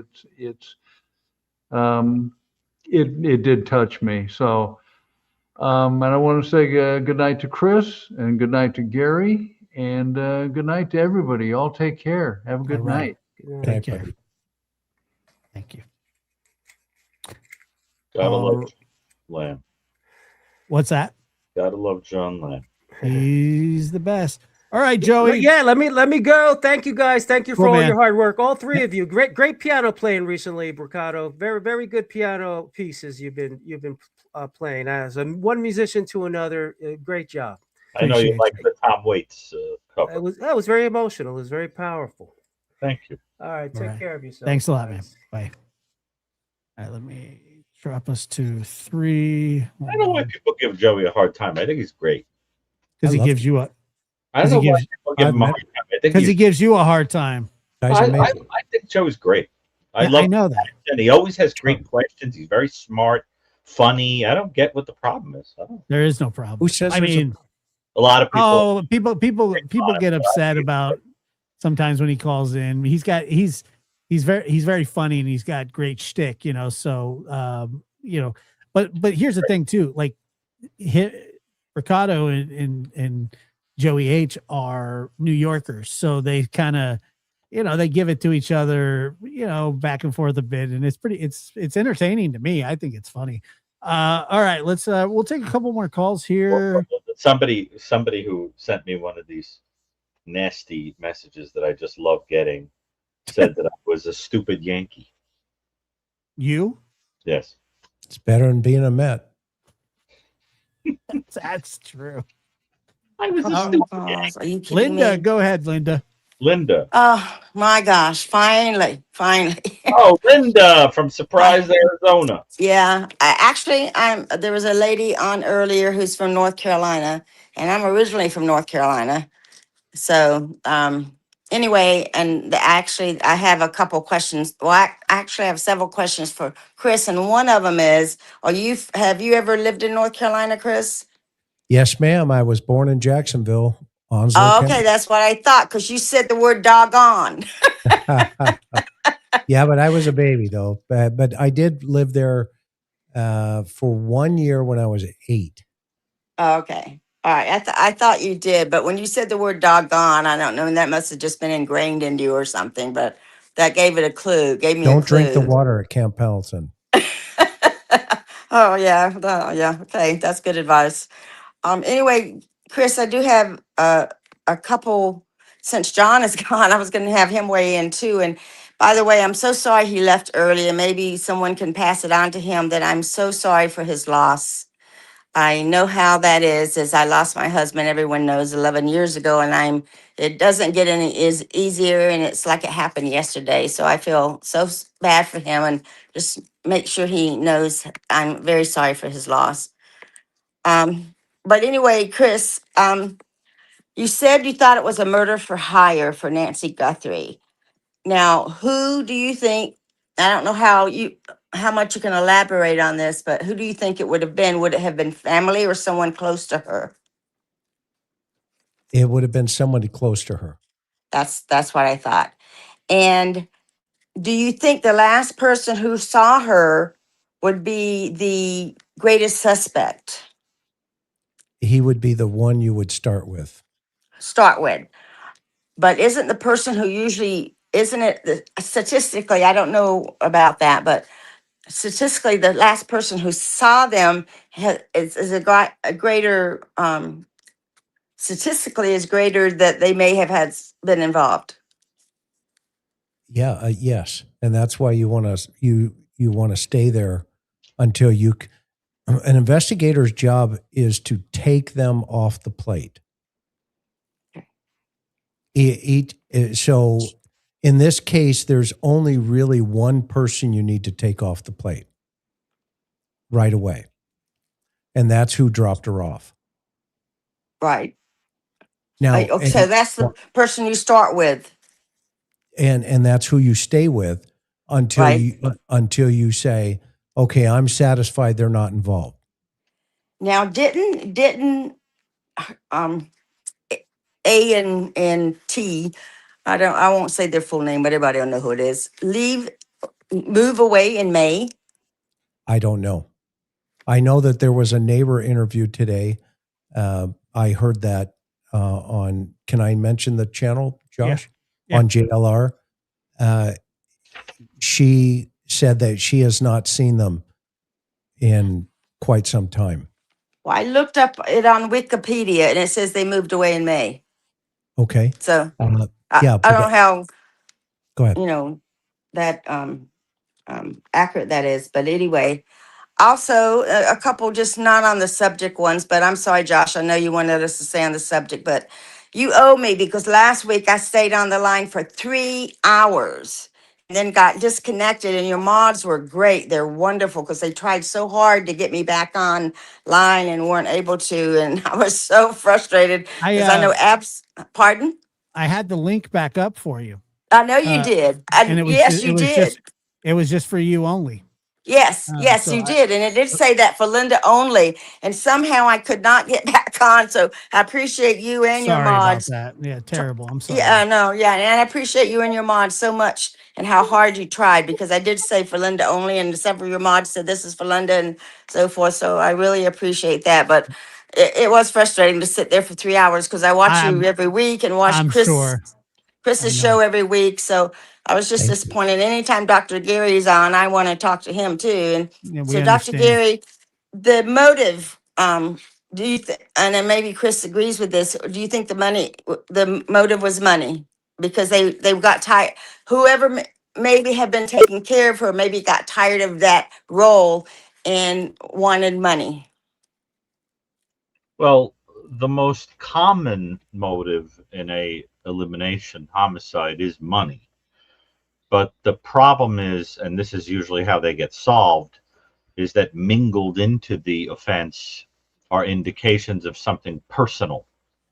So now I know it's going to make Josh ring the bell, but I mentioned earlier that we did in this book that we have coming out, and Burgess and I looked at the Lizzie Borden case.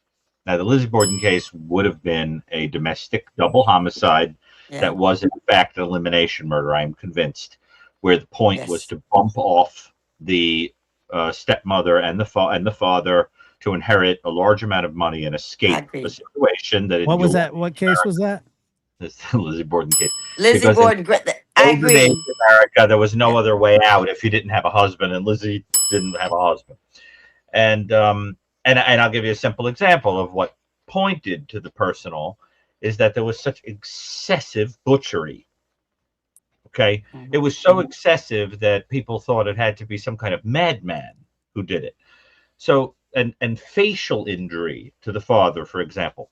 So the idea is that sometimes there's overkill that points to the personal. The other thing that can point to the personal is the absence of more common motives like robbery or sexual motivation. So think of the Lizzie case. The stepmother is upstairs, and stop, Josh. The stepmother is, I feel like a Pavlovian dog. Stop that. True. The stepmother is upstairs, and the father is downstairs on the couch. Well, it makes no sense. He has rings on his finger, money in his pocket, and the stepmother's upstairs, not sexually assaulted, but we're to believe that a stranger came in and did, for what reason? Lunacy? He was deranged enough that he hid silently for 3 hours between two murders while Lizzie was walking around the house and didn't attack her? It makes no sense. So those things start to point to a personal thing. And I think that in this situation, probably there's going to be some other thing underneath it. If there is a financial motive, I think there's something else going but on. I don't understand how, like, and this would be my question. If it's a murder for hire, elimination murder, or, you know, All murder for hire or elimination murders. okay, fair enough. How do you get money out of just killing somebody? Depends on the state you're in. But wouldn't you want to leave the body to be found? Not necessarily. And I think in Arizona, after a certain amount of time, you could declare a person dead and then collect their money. Well, talk about the long game. I mean, goodness. But the problem with that statement is it seems to suggest that I think it's somebody who would be in a line of succession for collecting money, and I'm not saying that. I'm only saying that I think that if money was involved, there was something else. And the prime reasons, the number one reason for elimination murder, and all of my research is financial. But then there are other really common ones, like someone is a witness. They know something about you and they have to go, right? Another example is there an impediment to a romance, like in the Susan Smith case. And another common one is a person is a burden and you don't want to take care of them anymore. That's very common too. But chiefly it is about money. And the whole idea is that you have to go overboard to give the impression of an outsider doing it. And the cover stories are usually very stupid. Like when Susan Smith drowned her children so she could have a relationship, she said that she had stopped the car at a red light and an African-American, why he had to be African-American, I have no idea. An African-American man pulled up and carjacked the vehicle.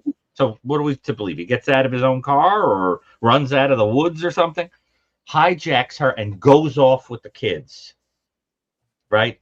I mean, it's a ridiculous story. Chris, you saw holes in that story when it was on the news, probably, right? Back when it happened. The lead investigator I know him. Well, I'm sure anybody with an iota of experience knew it was ridiculous. Yeah. The story was ridiculous.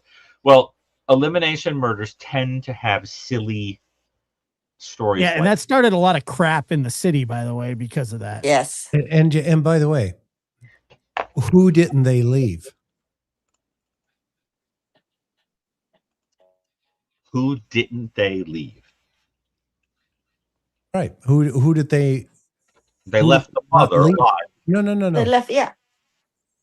But who didn't they? The investigators? Who'd they stay with? Oh, they never left. They never left Susan. I rest my case. Yeah. And never. Well, because you start close before you go. Well, while everybody was looking for the African American guy. Well, what did Sue? I'm sorry. Go ahead. No, that's all right. The note writers and all this other stuff, noise. You know, who dropped Nancy off? One person, maybe two, depends on what mood the sheriff's in, right? Right. Right. Okay. Either way, let's say it's two people, hypothetically. All right. Yeah. The same two people found her.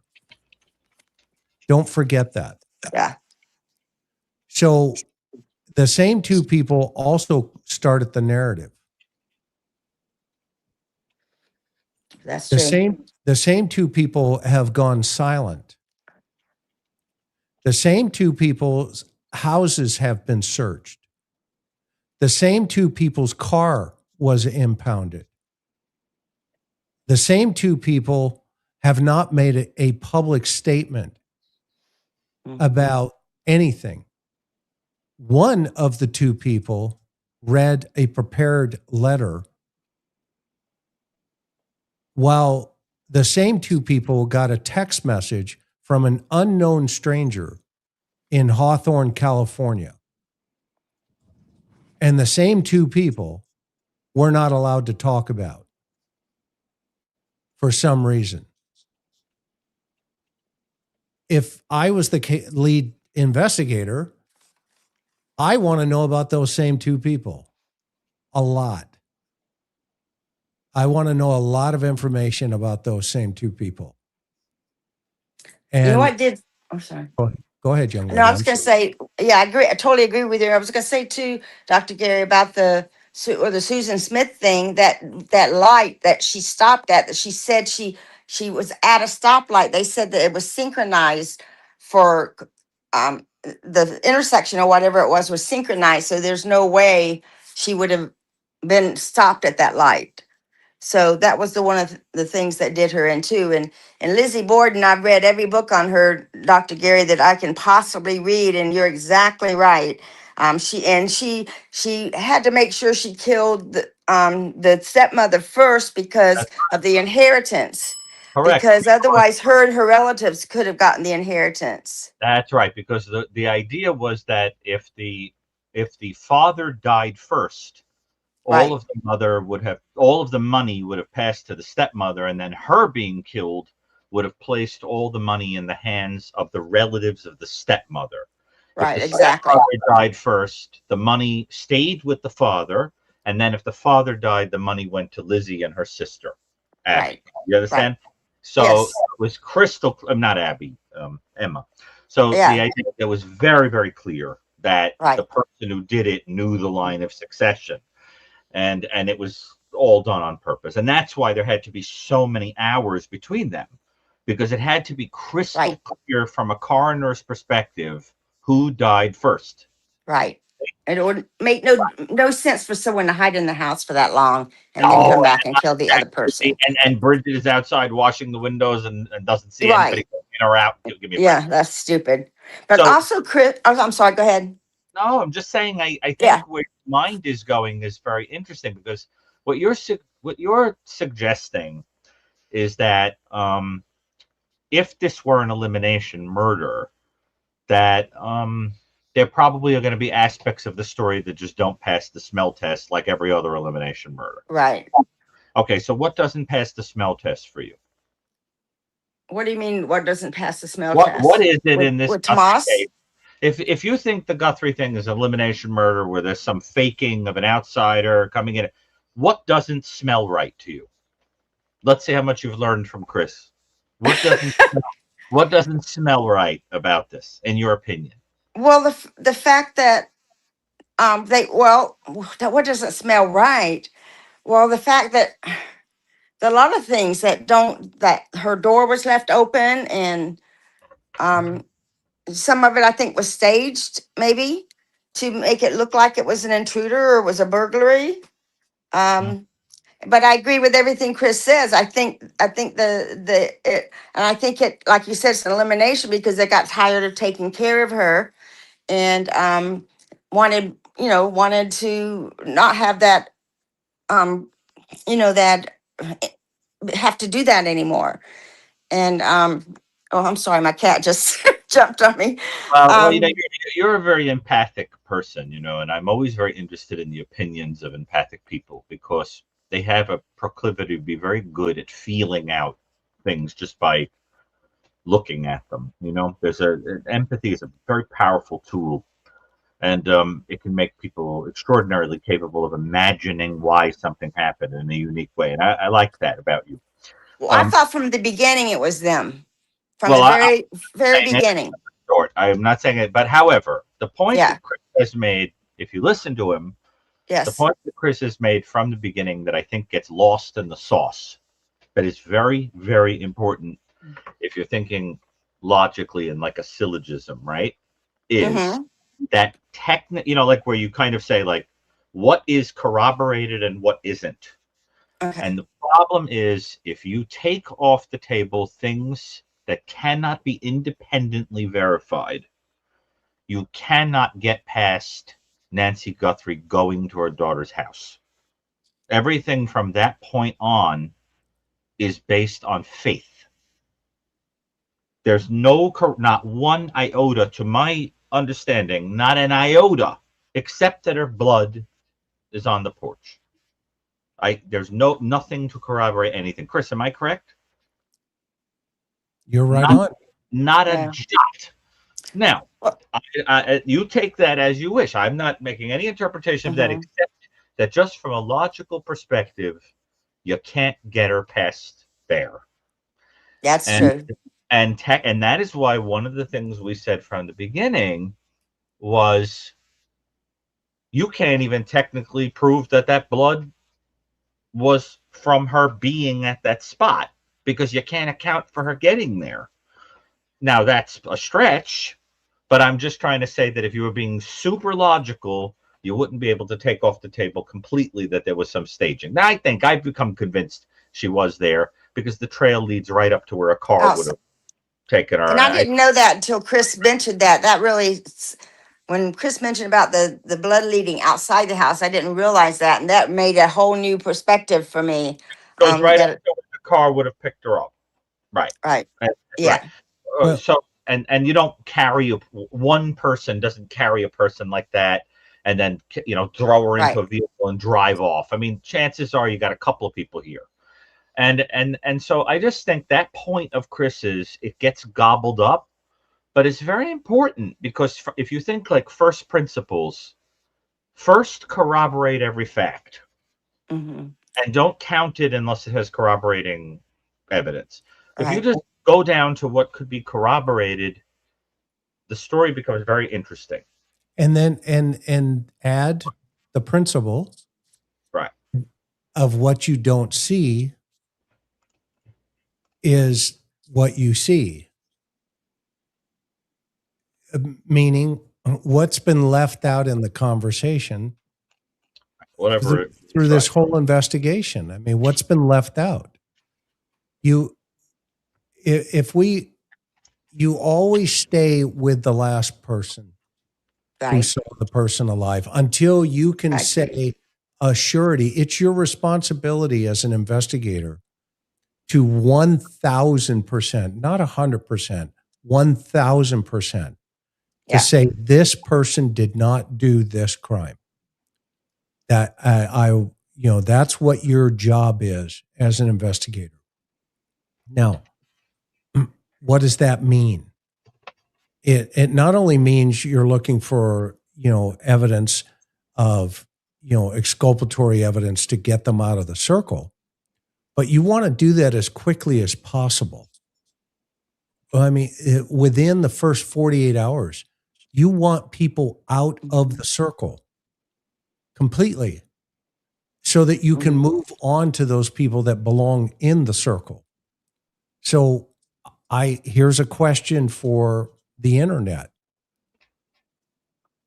Are they out of the circle?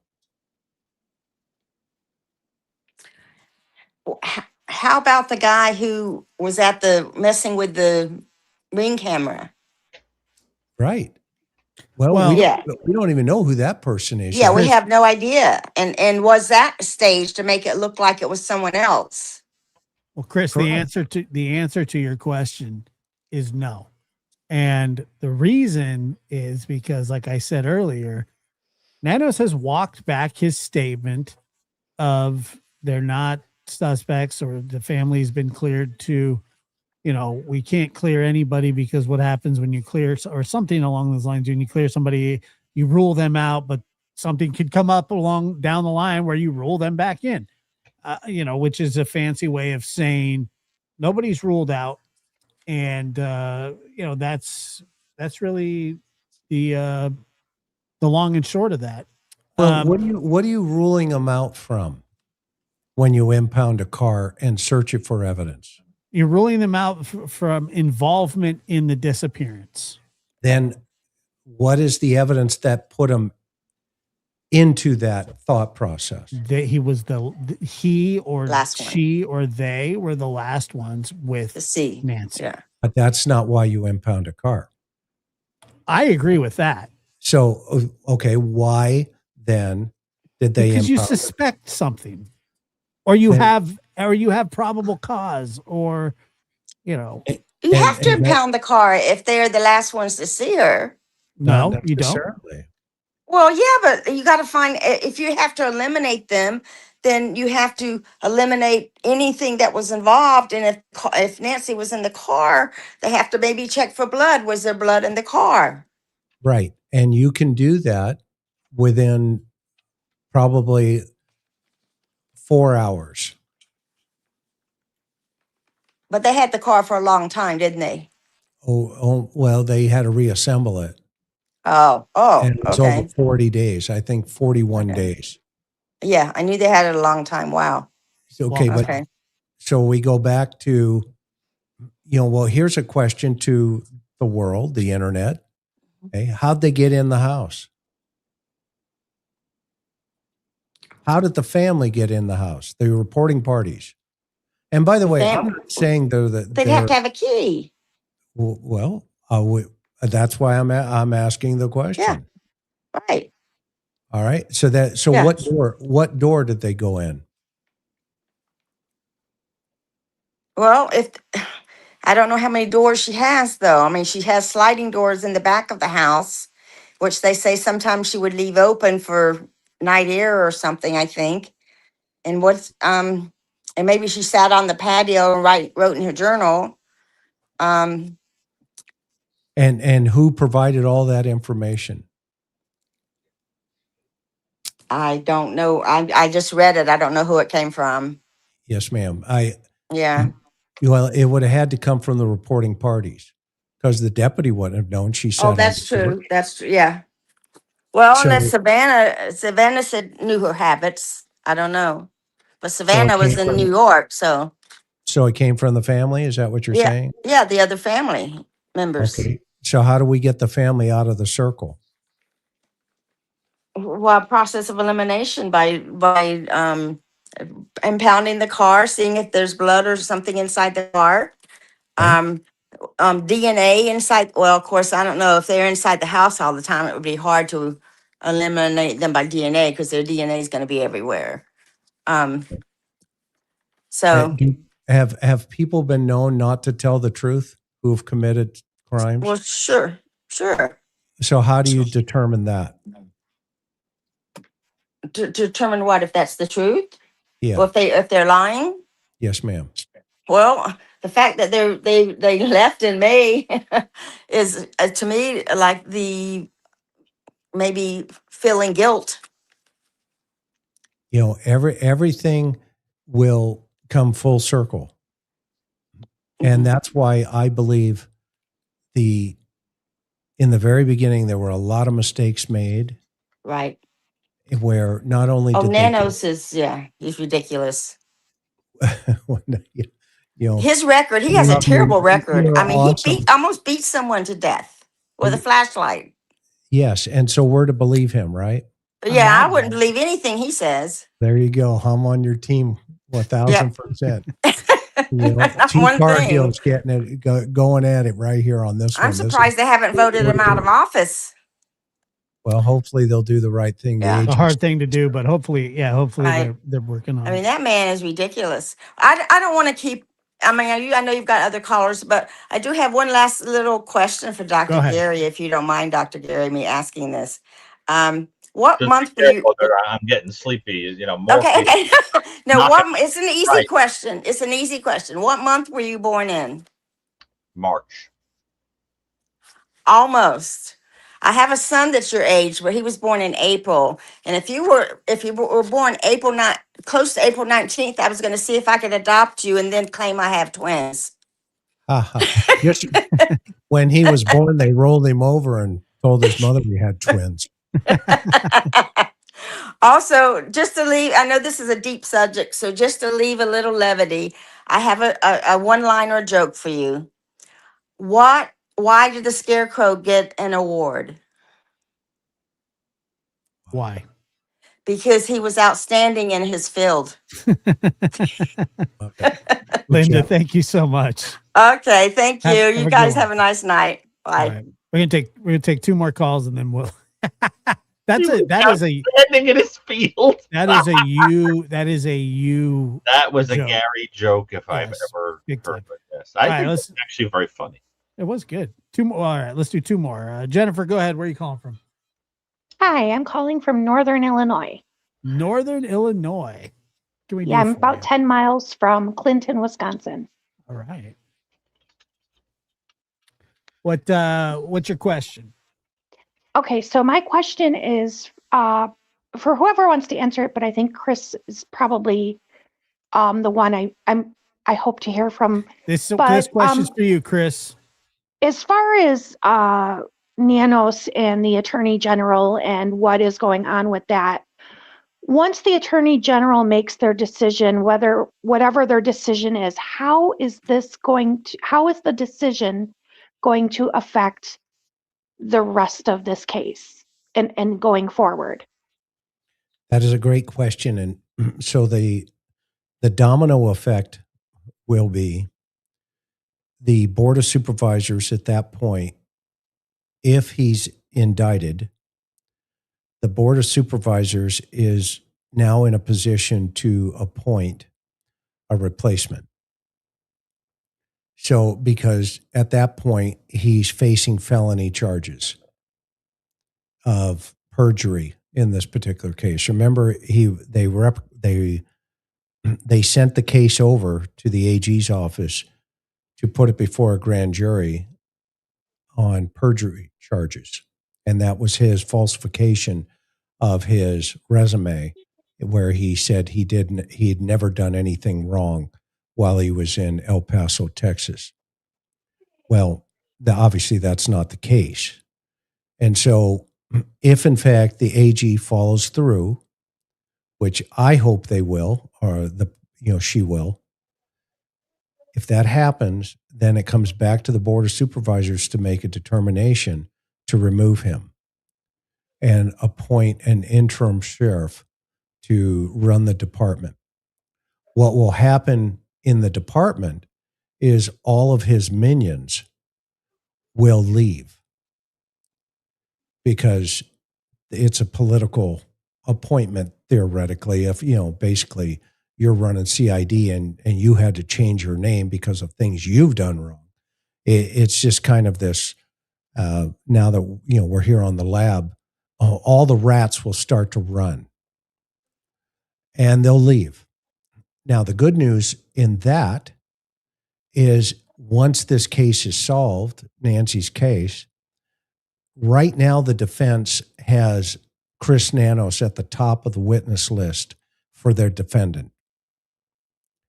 Because the first thing they're going to do is put him on the stand and then bring it up in front of a jury that he beat the crap out of a suspect, yada, yada, and the list goes on, right? And that he had 37 days off in law enforcement and that he lied about it.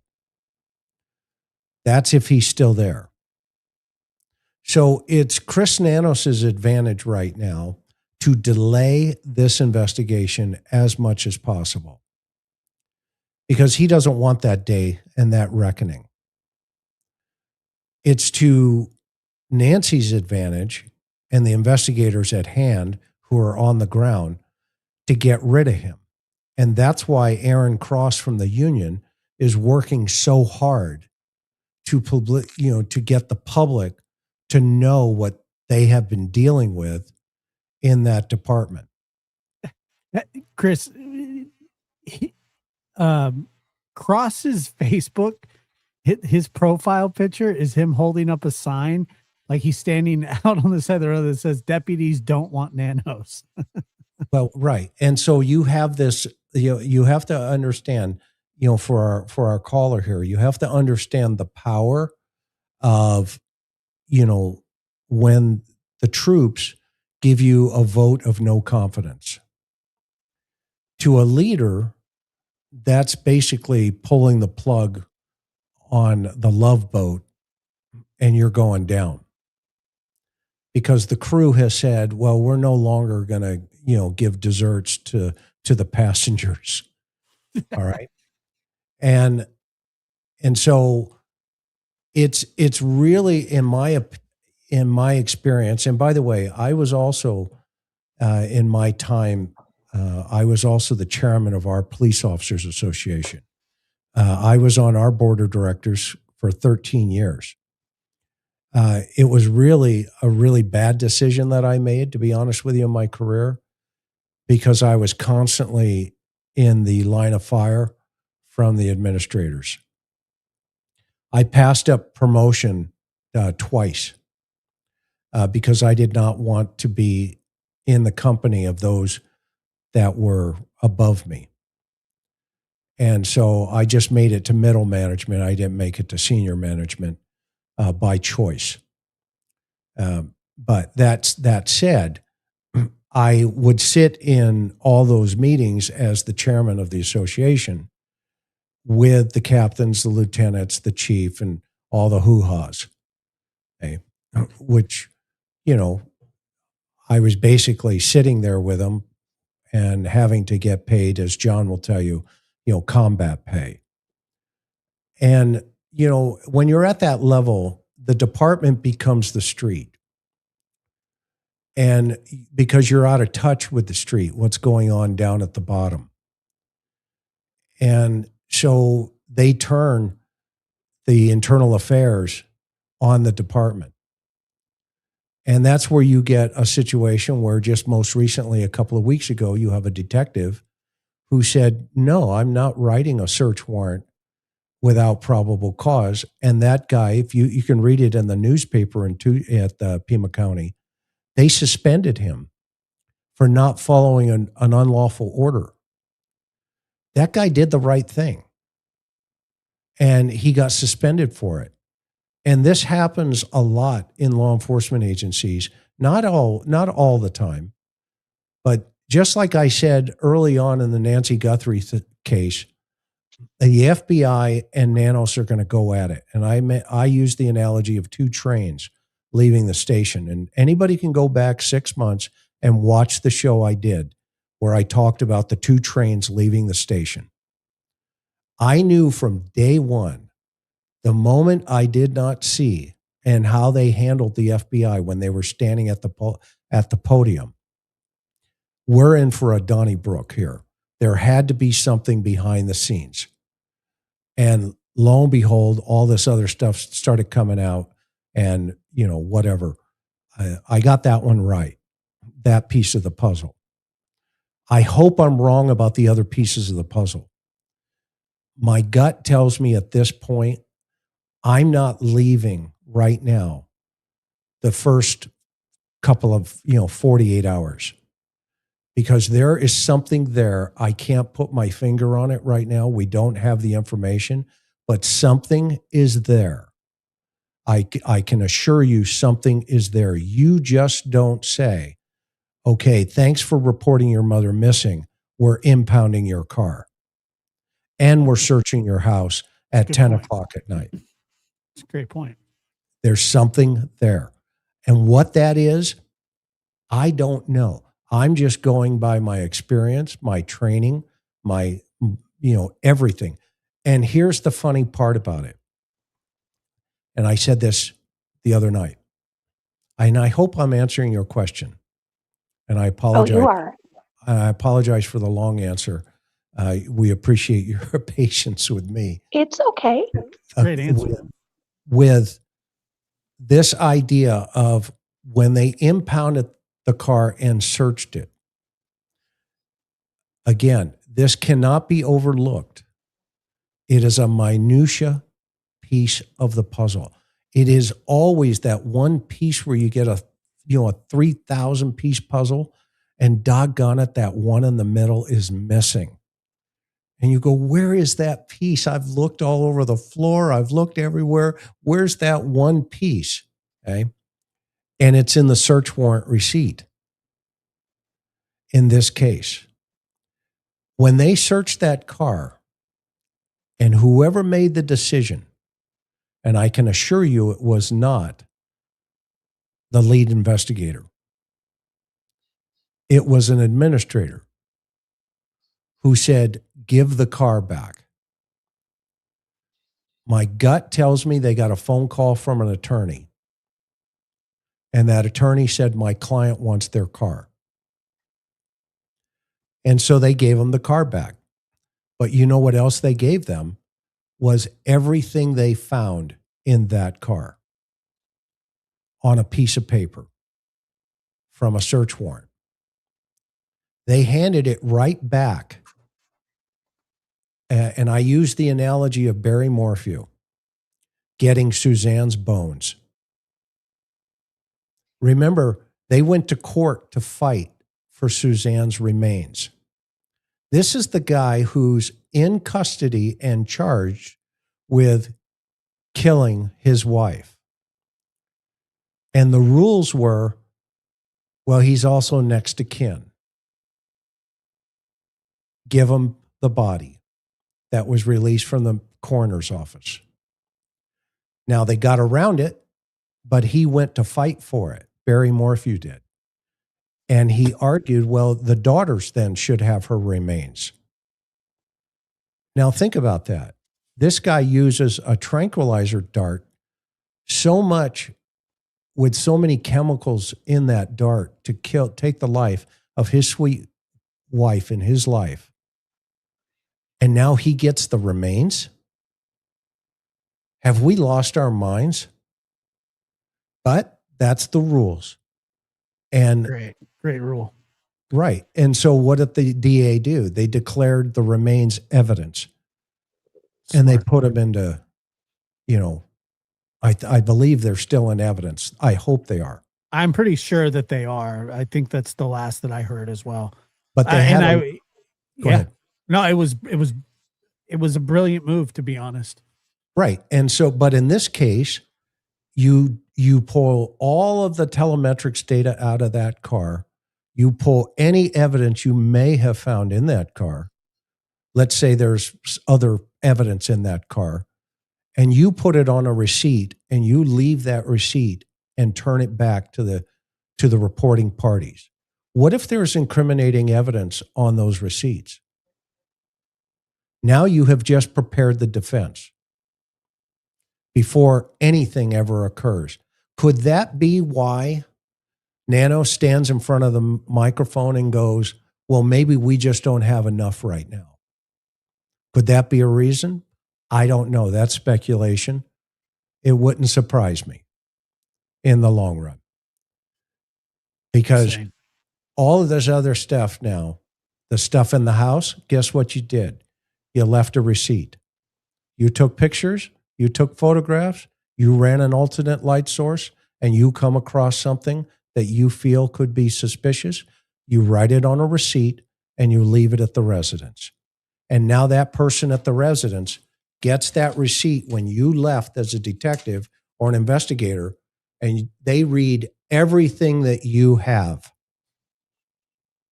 everything on this receipt, except one piece of the puzzle.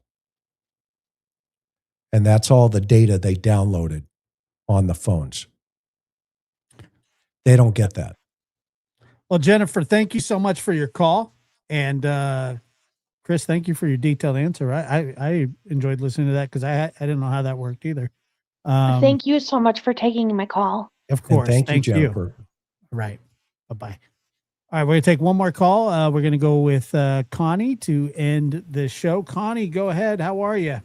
I'm good. How are you? Doing well. Thank you. I guess we're all getting tired. But anyway, thank you for taking my call. Of course. I was wondering if a person has not been declared dead, can't they go in and open the will anyway under these circumstances and find out who would benefit from her death?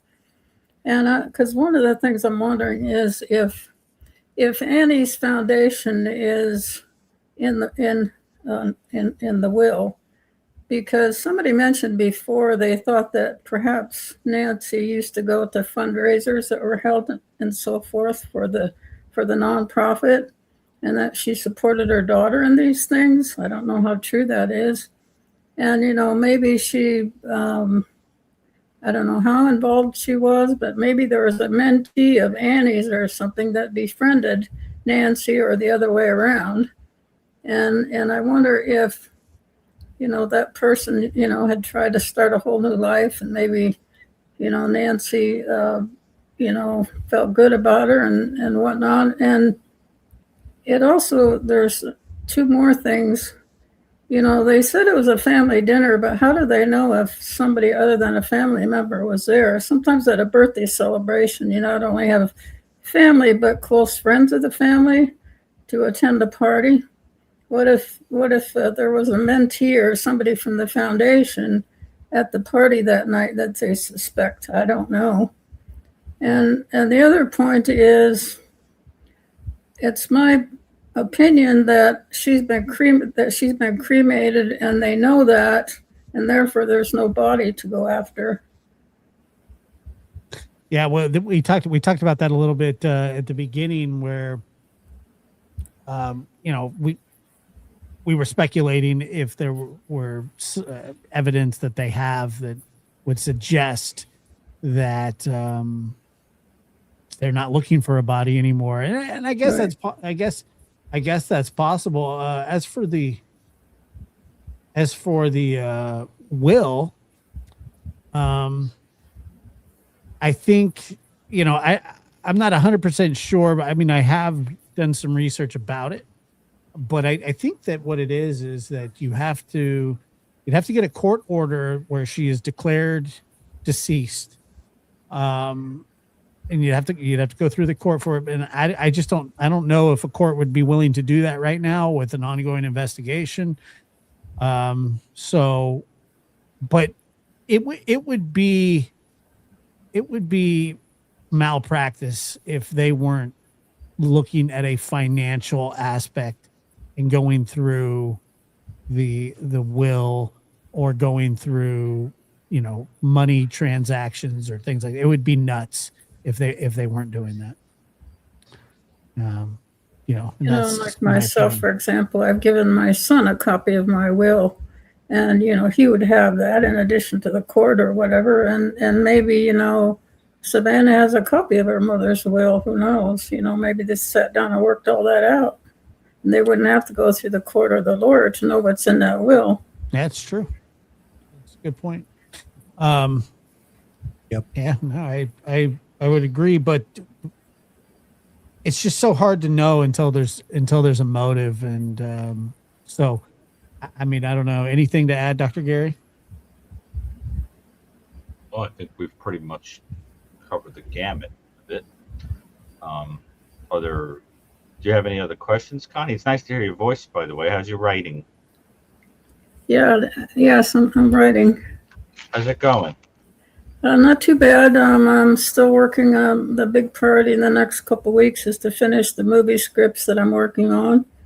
And I started research on that book about that missing kid in our town. And I'm just baffled by the number of people that don't want to discuss this case. I don't understand it. You run into that sometimes in these sort of situations. Yeah, it's just terrible. Well, we got to get going for the night. Well, I appreciate your call as always, Connie, and I hope you call in again next time. Thanks so much. Thank you. I really appreciate you guys so much. Awesome. I always love hearing your voice. Me too. Terrific Me too. person. And if anybody's interested in my books, go to glorytreemedia.com and you'll find them there on Amazon. Yes, and I think we might have that link that we'll throw up there for you too.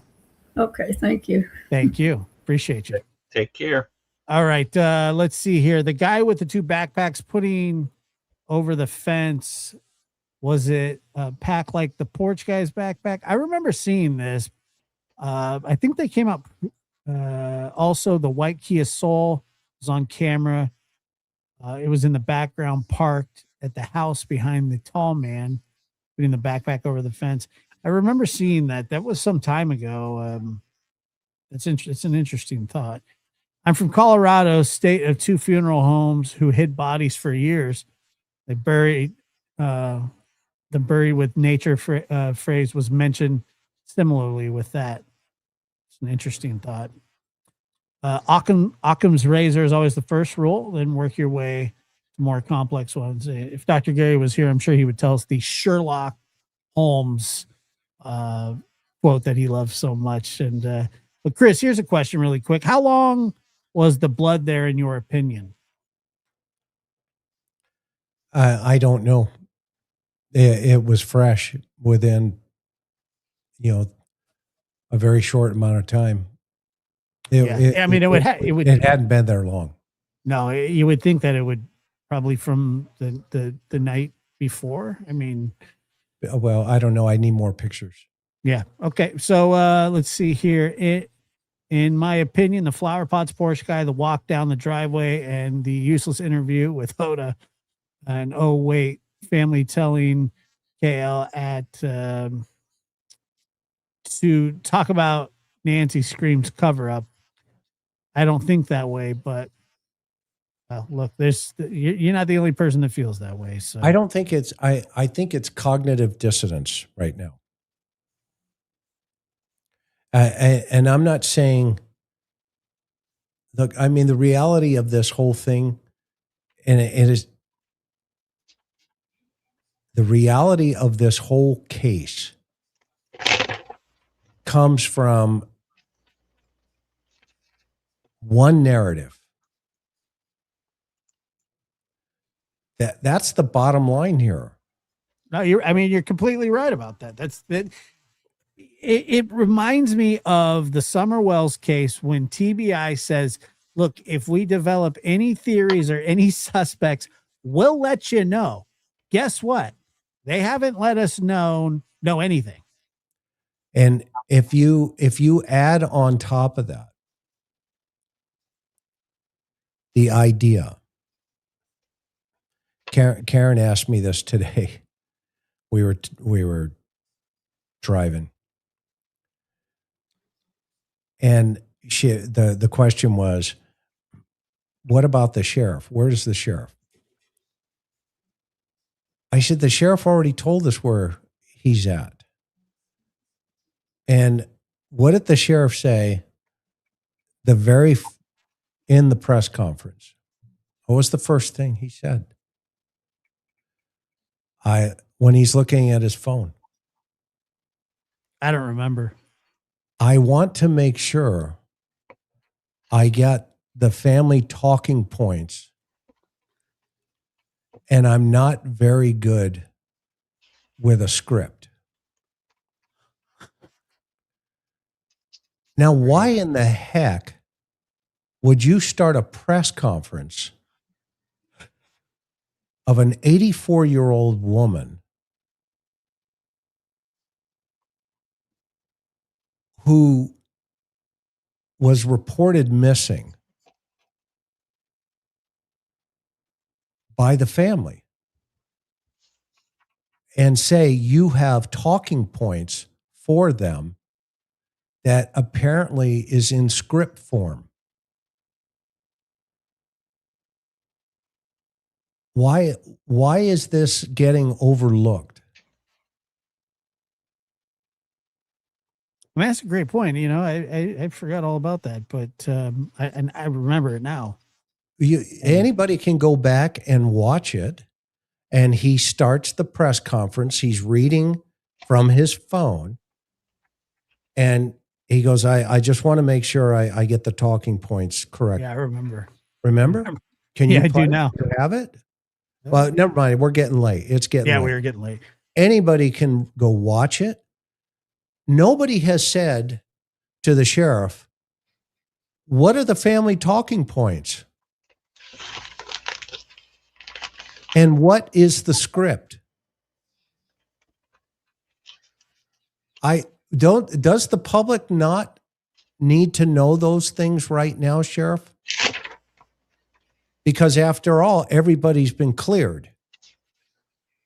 Well, then it should be no big deal to let the public know what those talking points are. Would you agree or disagree? I would agree.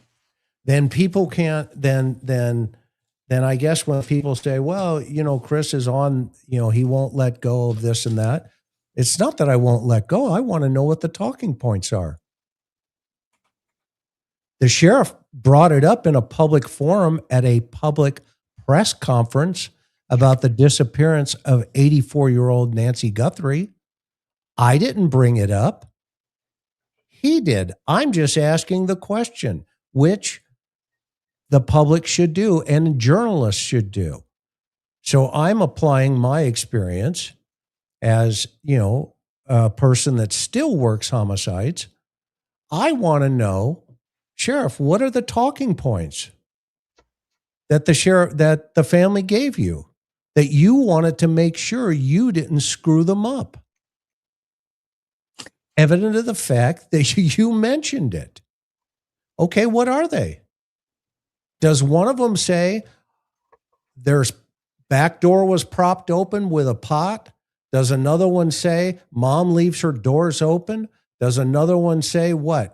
Is there a list? Because apparently there is. Yeah, and does another one say the family's been cleared?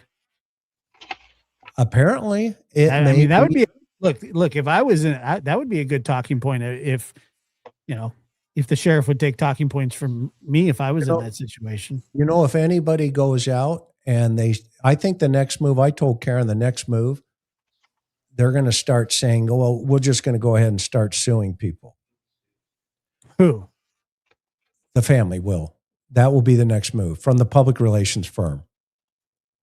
Well, you can't say this, you can't say that. You got to be careful what you say and how you say it, when you say it, and who you say it to. No problem. If I had an attorney, which I do, you guys know I have a lot of them, okay? The first thing I want is the talking points in the deposition. Well, like I said, that's gonna be rough. I'm just saying.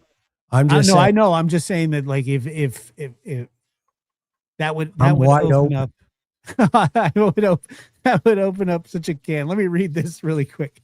When was the light destroyed? Surely not 2 a.m. in the morning.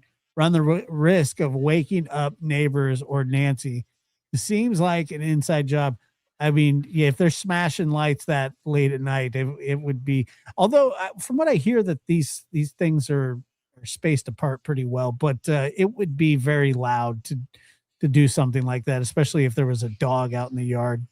All right, guys, my next move is, Josh. I'm going to tell everybody tonight. Are you going to sue somebody? No. Okay. We're FOIAing the talking points. It's on the sheriff's phone. That's county property. And that's public record. Now that's interesting. It's subject to a FOIA because he read it in a press conference in a homicide investigation. That's how stupid this sheriff is. So guess what Karen's already done? She FOIA'd him? Put your seatbelts on. Oh, that's awesome. Because they can't be part of an investigation if they came from the family. That's a good point too. Yeah, I mean, he's stood up if you're listening, Brian Anton, go get him. It's not a bad idea. Whoever gets them first, I don't care. But get the talking points from the first press conference. I know JLR will get them. That guy gets all kinds of stuff. Go get them, JLR, or whoever the streamers are there in Tucson. Go get those talking points because they're subject to FOIA. It's interesting. Well, look, it's been a great show, and I appreciate both of you. We've hit our limit here for the night, and wow, what a great show! And Dr. Gary, thanks for joining us as well, and Chris, as always, you have a show tomorrow with Seth Rogers. Got it. Awesome. I'm really looking forward to seeing that. Awesome. And thank you for inviting me. Yes, man. So father of Sebastian Rogers, missing 2.5 years.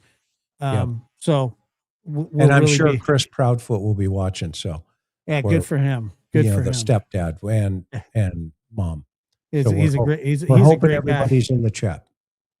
Well, we'll be there watching Lab Rats. Go make sure to go check that out. Aloha. And, all right. Thanks, Chris. Dr. Gary, thank you as well. We're going to call it a night. And I'll just give a quick pitch. Please do.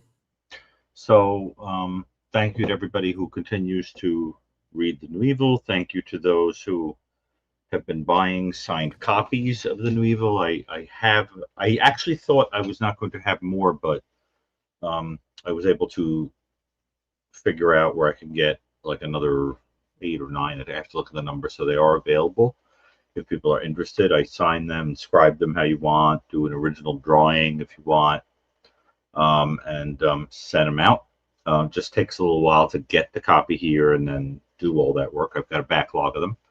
And I also still have some of the books from the piles that Michael and I amassed, put together when we were researching the New Evil. People have loved the books I've randomly selected for them. I haven't had a single complaint. People really enjoy that.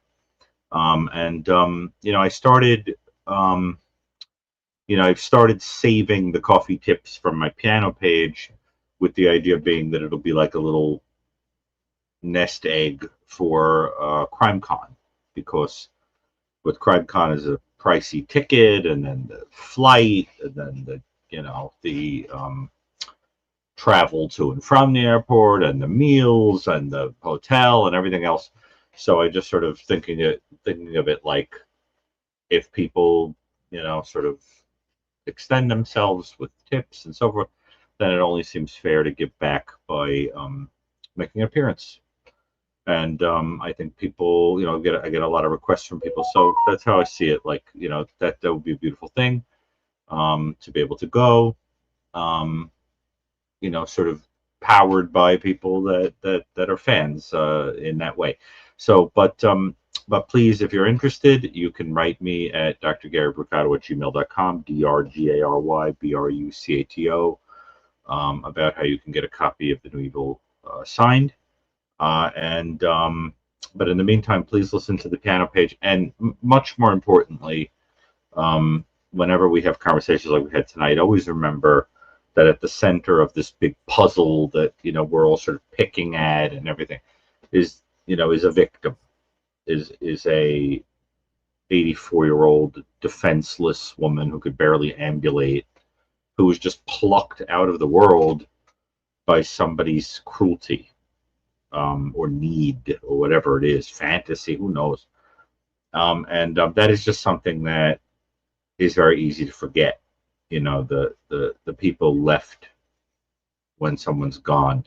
One of the things I'm saying in the opening chapter of the new book I'm doing is that one of the most moving paintings I have ever seen is a painting of the faces of Adam and Eve mourning the death of Abel. We always think about that first murder, Cain killing Abel, but we never think about the effects on his parents, right? So there's something about that I find very powerful. So just think about that ripple effect, and that there are a lot of people in this story who, at the end of the day, like, they're missing their sweet family member. And I just think we have to think about that. And that's true in all these stories. You mentioned the Netflix documentary on Kohlberger. Well, think about the family members of the people that he slaughtered. They did a great job highlighting them. Exactly. That's and talking to them. Glad to hear that. It really, really makes me happy to hear. And a lot of the friends. Good, because that's all that matters. Who cares about that freakazoid? So I think I still get hate messages from people that defend him. And by the way, Mangione, pled guilty. Shock. Remember when we were getting nasty messages from people who thought, hunks don't kill, that kind of thing. Yeah, I still get them. And I don't think he's so much of a hunk anyway. But the point is that, yeah, he did it. I mean, he said he did. So let's accept it. But anyway, I just think there is a tendency to forget the victims in these stories, and I just kind of want to drive us back there. And for people who say, why do you do the piano page? Why do you write these books? Why do you? Well, because first of all, I think someone has to help people understand these people, but then you need a mechanism of purging it. One of the nasty messages, and I've started to collect them, I find them sort of strangely fascinating. They're like, it's sort of like ugliness. Like sometimes you just can't stop looking at it. Some of these crazy messages I get, one of them was from this person who said, "Oh, Dr. Gary, why don't you try actually doing something other than just reading a bunch of terrible books and talking about crime?" And I was kidding me? Since I was 19 years old, there hasn't been a day that I haven't worked with somebody either severely mentally ill or criminally violent. Literally talked to them, evaluated them, done a, assess them, done a risk. I mean, are you kidding me? I mean, and this is my life, but I've started to be fascinated by hate mail. It amazes me. Because it's like there's this cabin in the woods somewhere where you have a moron, a racist, and like a sadist, and they just sit around writing all of these. When I was a kid, I remember in school, and I think in the second grade, we had to write a short story, and I wrote a short story that there were 3 people who sat in a cabin in the woods and made all of the wrong number phone calls. And they all had fake accents and whatever, and they literally just sat around smoking and called people going, "Mary there. Sorry, there's no Mary here. Okay, sorry, wrong number." And they would like hang up and do it again. Because it's like they're always the same archetype, It's the same thing with these morons, who write these. And I've started to find them fascinating. They're like artifacts from some crazy planet. Yeah. Amazing to me. Do you are you fascinated by your hate mail? No. Oh, I'm fascinated by it. Not anymore. I mean, Fascinating. maybe when I first started, it was interesting, but now it's just like Yeah. I mean, you would be shocked. Would I be? I had one guy who wrote me at least 15 hate messages. And at the end of it, I said, "I'm very sorry, but I don't love you back." My dad's card is full. I'm just not interested. I'm just not into you. I've had, I've had people tell me that I'm stupid, that I have no business talking about cases. I've even had people go, "Dr. Gary's out of your league. Chris is out of your league." Really? Oh, dude, of course. Yeah. And the funny thing is, I always say, look, well, these guys come on my show, not yours. So maybe you should just, shut up. Well, a lot of them make fun of the physical elements of a person, which I think is really stupid. I mean, these people don't understand that, like, I don't care what anybody thinks. Like, I like myself. I don't think there's anything wrong with how I look or how I am. So when these people say these things, I'm like, what? Like, what is this supposed to be doing to me? So that's very stupid. I don't understand that. I almost feel that they're yelling in a mirror, because the people who say it, I mean, they have faces like the wolves of God. I mean, have you ever seen these people? Yes, I have. They always look like Toxie from the Toxic Avenger, and they're telling you, that you're hideous. And you kind of look at them and you're like, what happened to you? Like, you look like Sloth from Goonies. Like, you have no right to. So there's always that type. And then you get the perverts.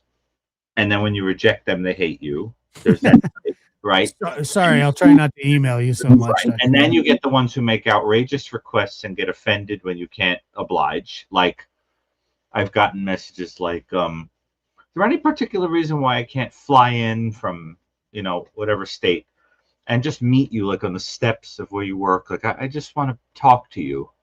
You had somebody ask you that? Oh, yeah. One time somebody said but they weren't flying expressly for that. They supposedly were going somewhere else. And I was like, no, sorry, no. That's odd. And then you get the ones who hate you for religion, like someone I told you who was horrified that I said something spiritual to them. So it's just and what happened is, because I think of everything like a doctor, it's like a phenomenon that I'm fascinated by. It's like you become like a spittoon, a cuspidor into which they spit their own self-hatred, and you're just neutral, and they hurl this stuff at you, and like you're a mirror. It's really amazing. Well, I don't really pay. I'm fascinated by it. I don't pay that much attention to. Well, usually being a YouTuber, like you get hate from other YouTubers as well. I mean, that's just like a natural thing. And you saw a lot of that, a couple of years ago with me. And I've stopped really engaging with that kind of nonsense because I don't have to do it anymore. You see what I'm saying? Like my show is beyond that. I don't need to do that. I don't need to do that to have people listen. I don't need to do clickbait to have people to listen. I don't have to be outrageous. I just don't. A lot of these people are Koberger fanatics. Yeah, we get some of those too. They're angry, and that they're very interesting because they're essentially a cult. If this were like 500 years ago, they would elevate him to the status of some sort of religious figure. And we'd all be, walking around an airport and having somebody approach us going like, are you interested in Kohlbergerism? Like they're a cult, and cults are fascinating to me. But the thing is, that cult, what they do is they go out like flying monkeys and attack for him, And what happens is you get these nasty messages from these Kohlberger people, and they are really odd. Like the stringing together of logic is so odd that it's almost sad, So you get that type too, but I get a lot of that because I've said so much about him, and I mean I get comments like this. Like somebody said to me, "You're just jealous of Brian because he's so handsome." Really? Because I think the exact opposite, and it's not what. Like, yeah, and it's not even like not only look the fact that that he committed these murders makes him 10 times more heinous, but he's not exactly DeBella DeBall anyway. No, but it's also like he's odd interpersonally. Like he can't make a conversation with somebody. Like who would be jealous of him? That's what I'm saying. You're not looking at Matthew McConaughey here. No, it's very odd. And then you get the ones who say he's smarter than you. If he were in a room with you, you'd be, and I'm sitting there and I'm like, what are you talking about? So that I just can't deal with. But I'm telling you what I do now is I screen cap it and I collect it because I'm fascinated. What are you going to do? What are you going to do with phenomenon? I'm fascinated by it. It's a phenomenon that I'm fascinated. I know, but what are you going to do with them? Are you going to publish a book about them? No, I collect things that are alike. Yeah. You know what I mean? Anything like that's just how I am. Like I find everything interesting when you can make a set out of it. And there's something about like this basket of loons that I can keep that I find fascinating. There's something about it. I want to understand the second because what it is, and just to get to the Kohlberger people, I think what it is they're a lot like him because it's the same thing of hiding in the darkness and being very powerful in the darkness. It's like Tori Amos has a song called Waitress. And there's a line that says, I want to kill this waitress. She's worked here a year longer than I, whatever. And then it says, it says like, where's all her power in her ham sandwich? It's this pathetic thing, right? It's this pathetic thing of thinking that you're powerful in this because you're the server, or this pettiness of power. And I just think these people go in the dark and they attack you because they're hideous behind the curtain, but behind, but you don't know it. So they're insulting you.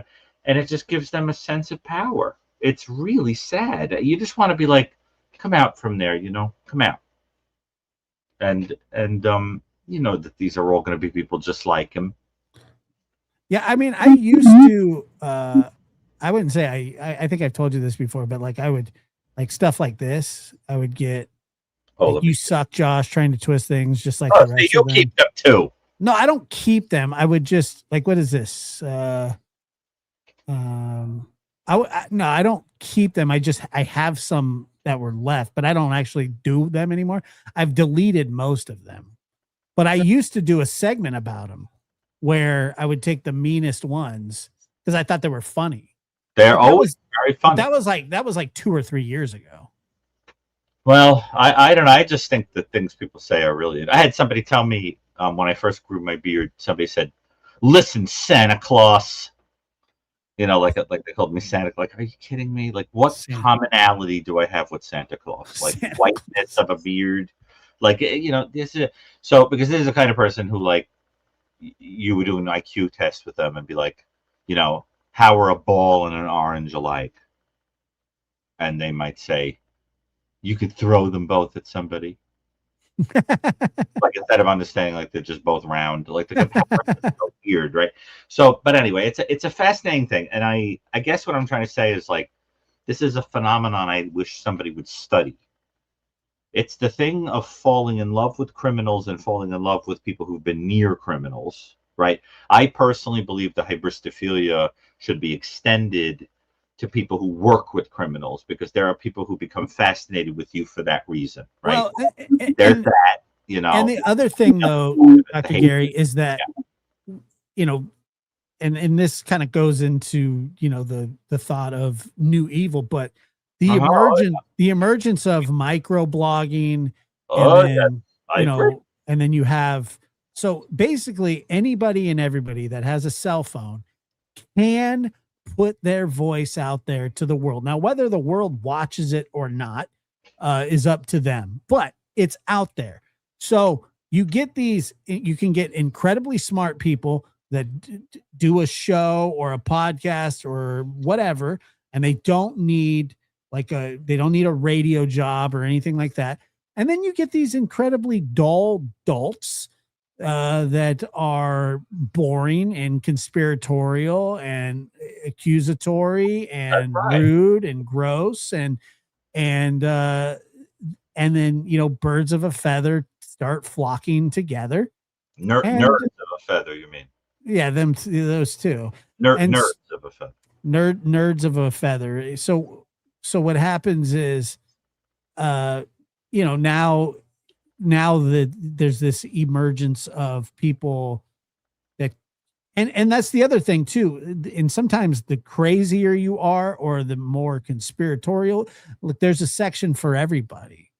Oh yeah, but this is my other pet peeve. Okay, and I hope I don't, because there's always somebody who misinterprets me. I mean, you know, the last time we had a show, we started the show, and I said I was going to silence the phone because we had gotten nasty messages from people days before telling us that they don't like when the phone goes off. And at the same moment I said it, somebody in the audience was politely saying they wanted the phone to go off. And then I got messages from people who thought that I was picking on that person in the chat, mocking them that they wanted the phone shut off. And it was like the most absurd thing. And I'm sitting there defending myself, you know, going like, are you kidding me? Like, that was about something that happened days ago.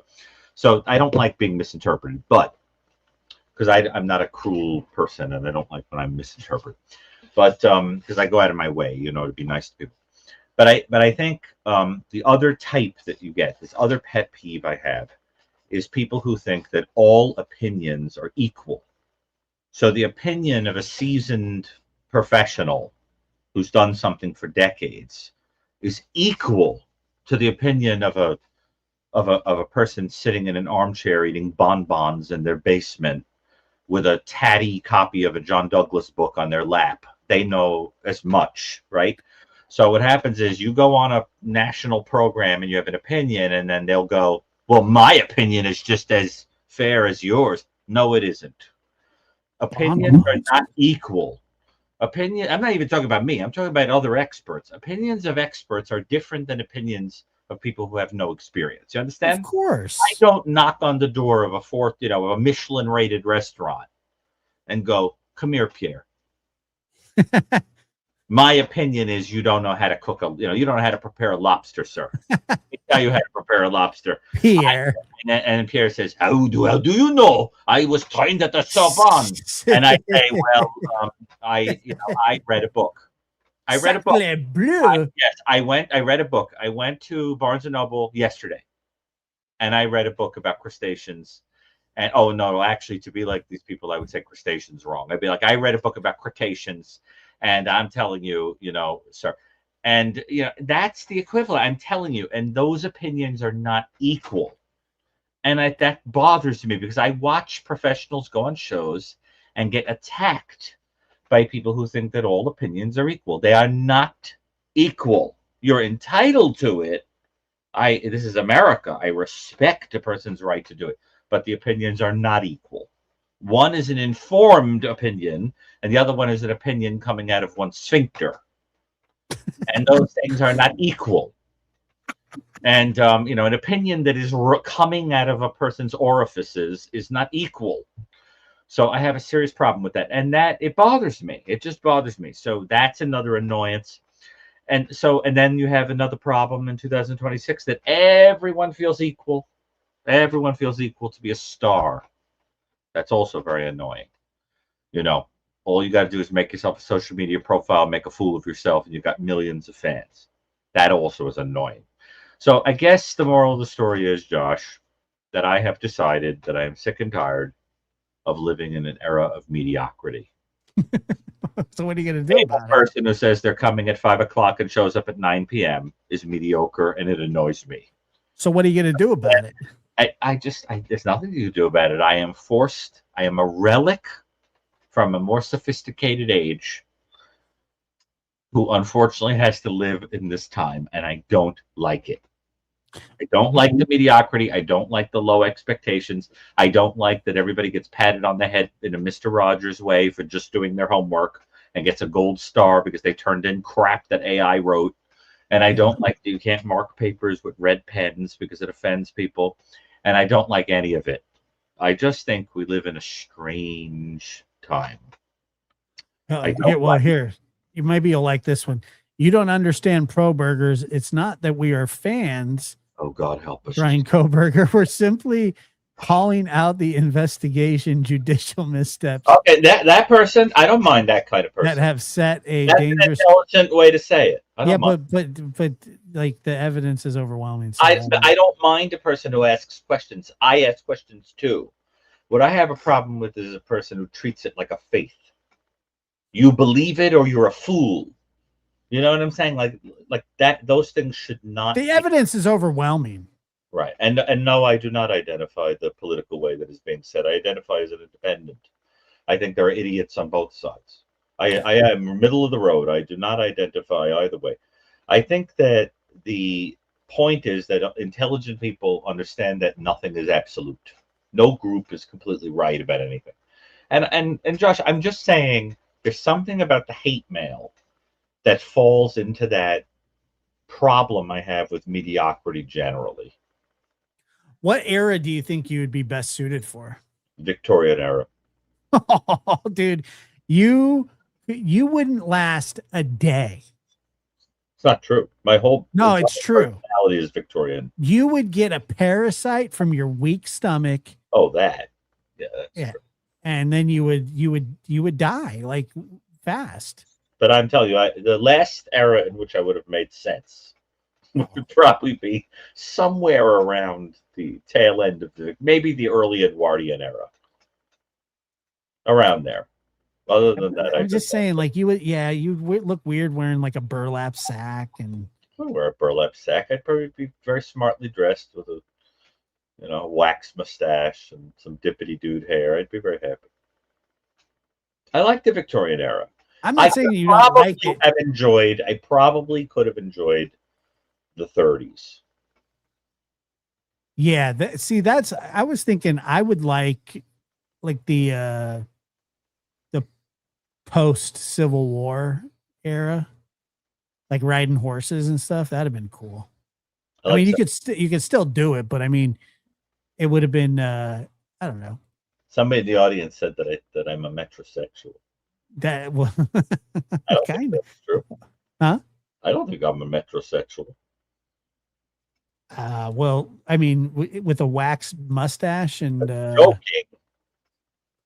Do I have a wax mustache, John? No, but you would in the Victorian era. Everybody in the Victorian era was metrosexual. But that's what I'm saying. Like you just like if you went to the Victorian era, now, like, and you just time warp. If you quantum leaped back, I'd speak the same way. You would, but I'm just saying you wouldn't last. That's not true. You mean I wouldn't be able to endure physically? No, maybe if you were born in that era and that's all you knew, but like but the person that you are now, if you were to go back in time and you'd be like, I only get a bath like once a week, or no, I'm talking about poor Victorians. That would not be me. How do you know? I wouldn't tolerate that. I would do whatever I had to do to not live in that type of. I would be probably like a middle to upper class Victorian. Nah, I don't think I would so. have a nice little property somewhere, and with an estate, a couple of horses, a couple of corpses but family members buried out in the backyard like all the Victorians used to do. Yeah. By the way, one of the all-time funniest things I've ever seen, but I won't give away the funniness of it, is Mitchell and Webb. You ever watch Mitchell and Webb? No. They're hysterical, beyond hysterical. And there's one about Queen Victoria. I'm not going to say what's so funny about it, but just watch the. It's sort of inappropriate. That's why I don't want to say what it's about. But that Mitchell and Webb Victorian skit gets me every I'll have to time. watch it. It is really funny. I love Mitchell and Webb. I love all British comedy teams, Fry and Laurie and Flanders and Swan, etc. and so on. Are you a British comedy fan? Yeah, I sort of relate to the kind of humor that they have. So yeah, kind of. But British humor is very different than American humor. Very different. Because it's a little drier. And American humor is about always winning. It's the Mickey Mouse thing that you always come out fine. And British humor is much more self-deprecating. So in other words, the example that Stephen Fry gave, and I agree with him, is that in American humor, there's a frat guy playing the guitar, right? And he strums the guitar and the whole house collapses on him. But he keeps playing right through it. That's what would be funny to an American. That John Belushi is playing the guitar, house falls, and he just keeps playing right there. The British thing would be that the guy pulls the guitar out, and the minute he goes, now everybody check this out, and he strums it, the whole house collapses on him, and that's it. That's the end of it. And that's funny. I think that's funnier. It's just funny because then it ends. So it's the self-deprecating aspect that I find funny. Don't you think that kind of humor? I love self-deprecating humor. Like it just sort of ends there. That's what's funny. Oh, and because the American thing of like it always having to have a happy ending just doesn't. Oh, look at that! I actually really like that. Can I have that? Sure, I'll send it to you. I mean, I look like Doctor Who, or something. Doctor Who meets like a mafioso or something. You look ridiculous. Actually, I kind of like the outfit. It's morning attire. And look at that book. It says The New Evil. But why am I wearing morning attire? That looks like my back room, Josh. But why do I have morning attire? Who died? I think it's cool. I actually really like that image. Can I have it? Yeah, of course. Send it to me. I will. Oh, that's a Halloween idea. I mean, I look sort of like Ian Holm and The Hobbit, but I like it. Hold on. And where's my beard? And where'd you get that photo that you twisted into this? I don't even know the image. It's when you're in the. Oh, you got to see this one. I'm in the what? It's when you're in the bookstore. Oh, where I was signing The New Evil. That's pretty good. AI is weird, right? You got another one you made, you wacko? Yeah. Okay. Oh, that's really weird. I look at that. It's a me, Mario. Look at this, dude. Now you see, I look very Victorian there. It's me, Mario. You look ridiculous. But that's morning attire. You made me someone who's in mourning and smiling at the same time. Putting the funeral. I don't think that's morning attire. I think that's Dr. Gary attire. And the distinction would be? None. Are you kidding me? Like I'm very morbid. I would wear morning attire like that. Absolutely. Actually, that's a great photo. Can you send it to me, please? Yeah, dude. That's like social media material right there. It's funny. I know. Well, look, I remember when I was a monk. Oh, I remember. Like, why are you so tiny? I don't know. It looks like Mother Teresa had a child with Jiminy Cricket. But then there was some it was like some rowdiness, so I had to tell everybody need to calm down. What are those slippers? Those Can you are make yourself Victorian? yeah, sure. And what tool are you using to do that, by the way? I just use Grok. Oh, do you pay for it? Yeah, I have. Yes. Well, I have like an on X. I have a subscription. So Really? so you want me to make myself Victorian? Yes, I'd like to see what you would look like. You're gonna look a little like Sebastian Cabot. I don't think so, dude. Nice try. I will never look like Sebastian Cabot. I will. Oh, I know you will. Your hands are disproportionate to your head. Yeah, I know. It's AI, dude. It's not good. It's hallucinating. Let's see.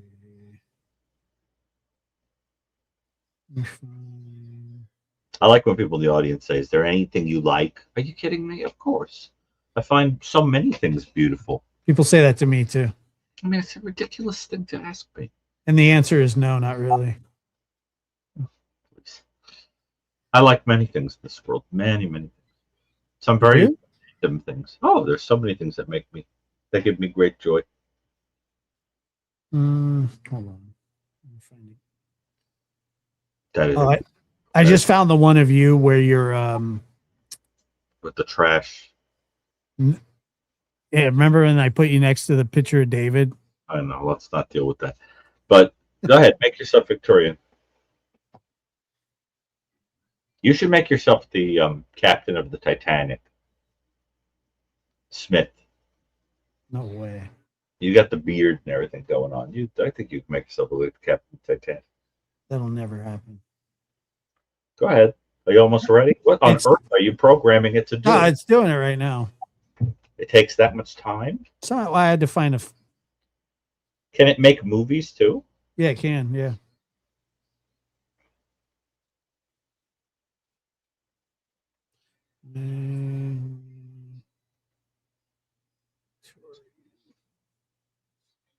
All right, hold on. It's doing it right now. That image that you have on the screen horrifies me. Me too. It's like a very hostile Mr. Clean. Oh my god. You ready? Here we go. Drum roll. So, hold on, I'm uploading it right now. I gotta add the wax mustache too. Okay. Mustache. It's not bad actually. But I would not want to be from the Victorian era. Okay, hold on.